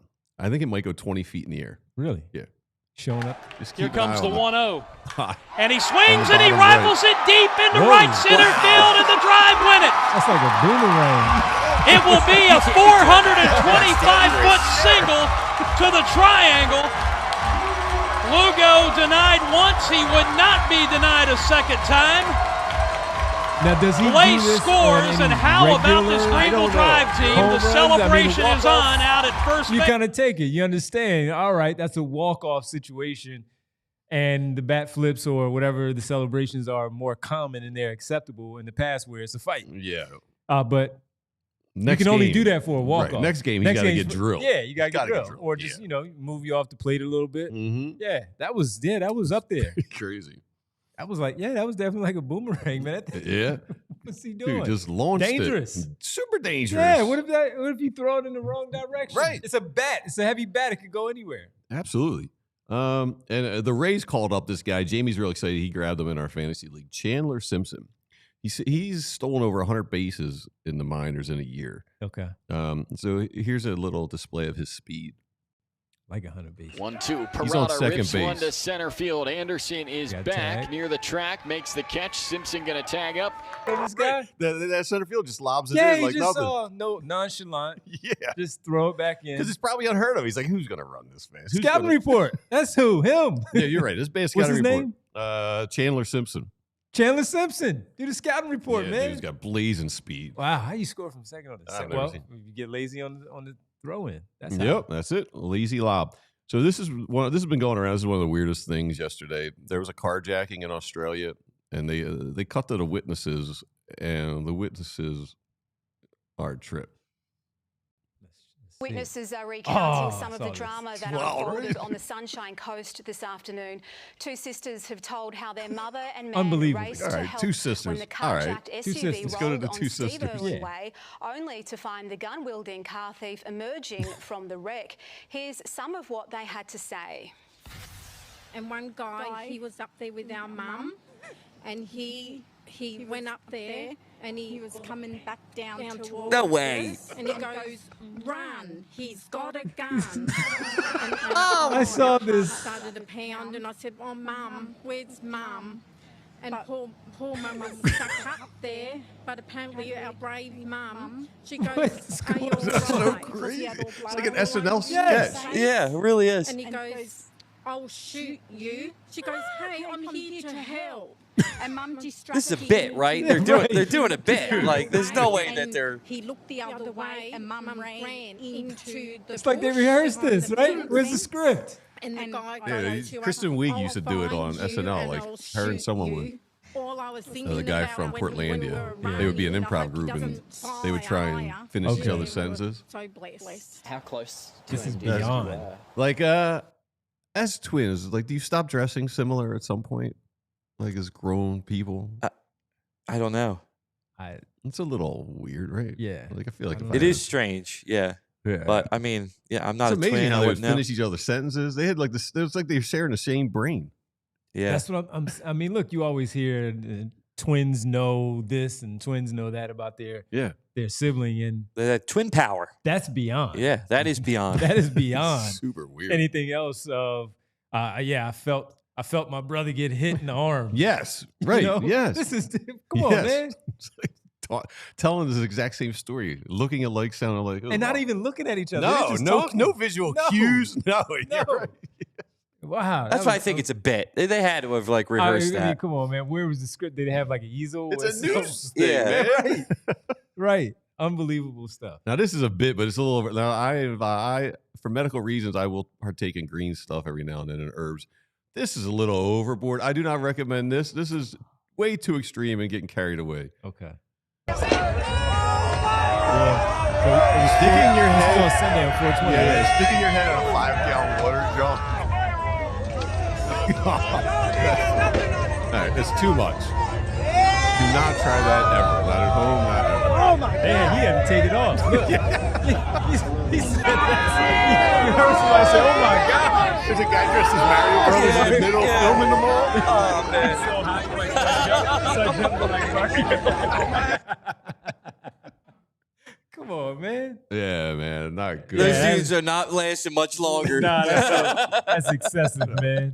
That's excessive. Yeah. So that's it. Before we get back to the day, man, how about you fill me in, get me up to date on the NBA playoffs, because I have not been checked in at all. Yeah, so of course the NBA playoffs, once they got past the play-in, they started on Saturday.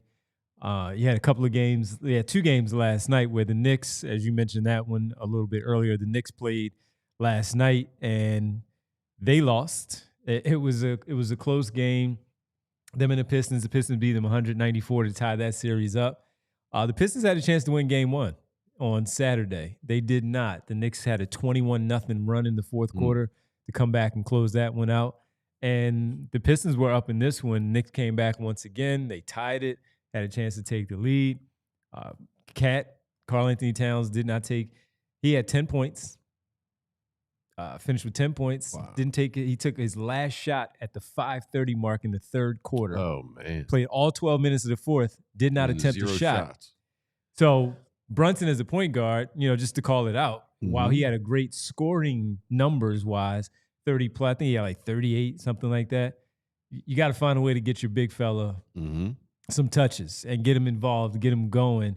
Pistons defense is they're playing physical, they're playing fast, they're doing a lot of really good stuff. But he's also got Tobias Harris. How is Tobias playing? Tobias is playing really well. Yeah? Yeah, Tobias is playing well. So I still call him 12. I'm only saying Tobias Harris because it's a new audience. On our show, he's 12. That's it.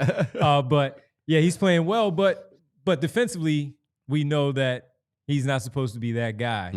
And Towns has to get some looks and stop being on the perimeter. You got to get some post touches when you have while he's 6'9", you are physically imposing over him. You have that. Yeah, you should be able to get some decent looks. So that's one. That's the first I saw. It's the first playoff game the Pistons won in 7,000 It's been a while. days. Yeah, it's been a while. Long time. So the Caesars, I think it's Little Caesars Arena on. I think it's Thursday they'll play. It's gonna be nuts in there. They haven't played in the playoffs since 2019. So they won a game and the other game was close. Yeah. All Yeah, right. so a lot of analysts, they were picking this to be an upset kind of series. All right. I don't want it to be that, of course, for personal reasons, as we know. Full disclosure, Kel had 4 shots where he had 3 good looks at threes where typically he knocks those down. He's got to make those shots. He'll be the first one to say it. So it's not like I'm he'll be the first one to tell you that he's not easy, when we talk to him after the game or something, and he had some moments where he felt like he should have done. Yeah, he's ticked off. So I'm sure he's ticked off for not knocking a couple of those shots down last night. He had one that would have tied the game up to force at least overtime last night. So, but I think he had 18, 19, whatever. But Towns, Hart did not score as well as you would like. And OG Anunoby, I think he had a low score night as well. So that's going to be a good series. All right. It's going to be a good series. The Nuggets, they lost to the Clippers 105-102. Clippers tied that series up. So that's going to be a good one. Harden looking all right there. Harden looking good. Kawhi Leonard looking like 2019 Kawhi Leonard. About. Yeah, looking like Kawhi Leonard. Yeah. Yeah, he was like 15 for 19 last night.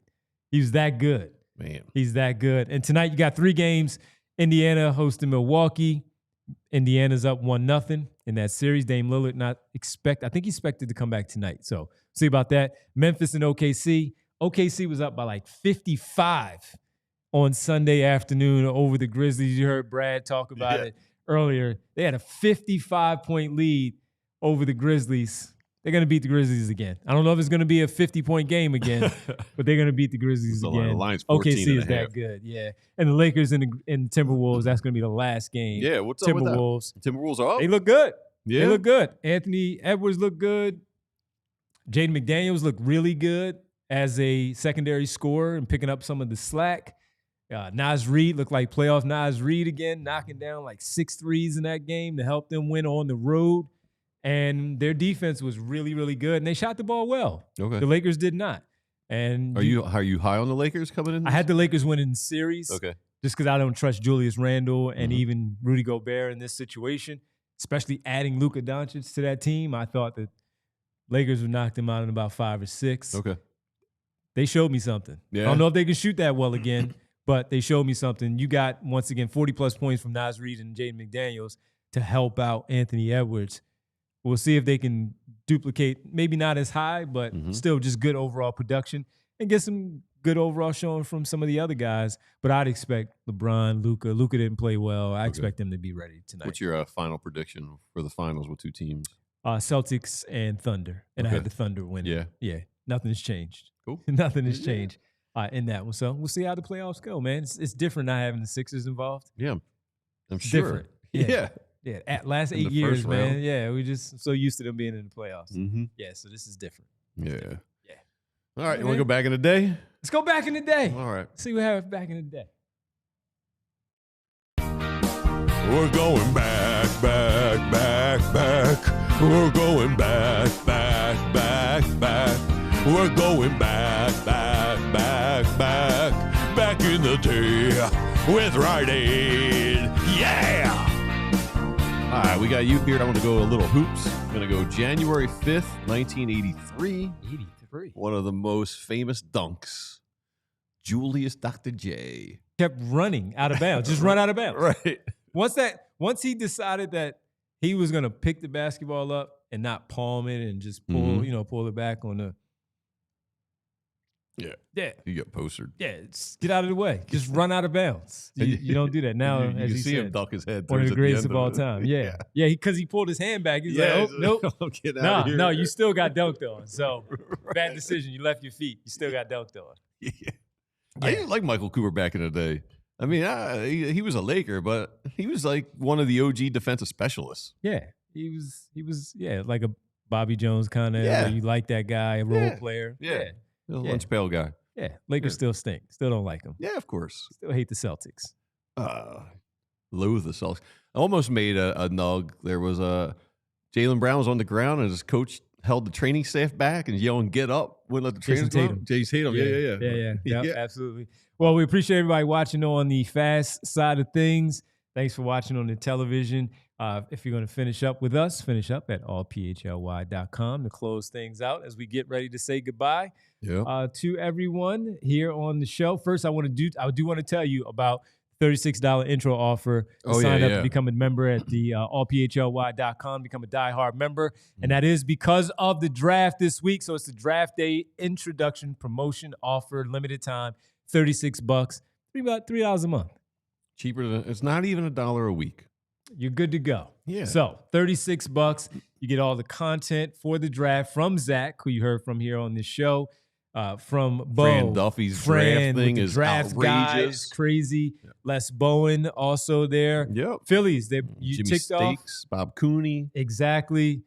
Flyers, Charlie O'Connor doing the exit interviews just happened. So you get Charlie does great work. everything from Charlie, and on our show, on the PHLY Sixers show, Derek and Kyle with some great stuff. Kyle put up a piece yesterday focusing on players that you might consider or he likes from the 5th and 6th potential pick there, should they stay in the top 6 but land in 5 or 6, where there are more questions about 5, 6 versus 1 through 4.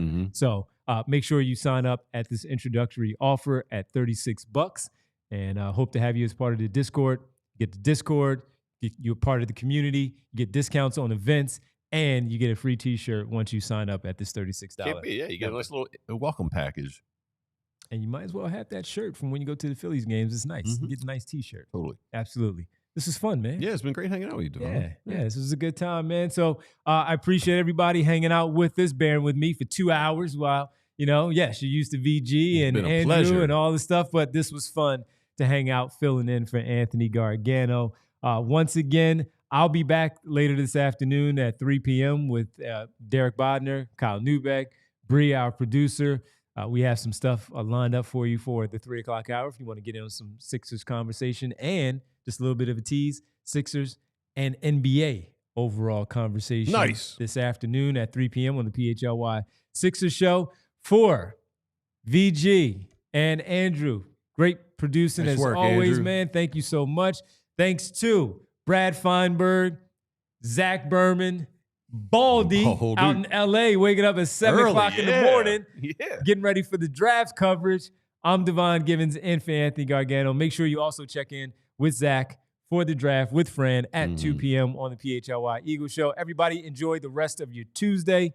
And VG, Andrew, and maybe the Cuz. Maybe you'll be back tomorrow. Maybe. Right here in Some this vitamins. seat. Yeah, you need some vitamins. Everybody, have a good one. We'll talk to you.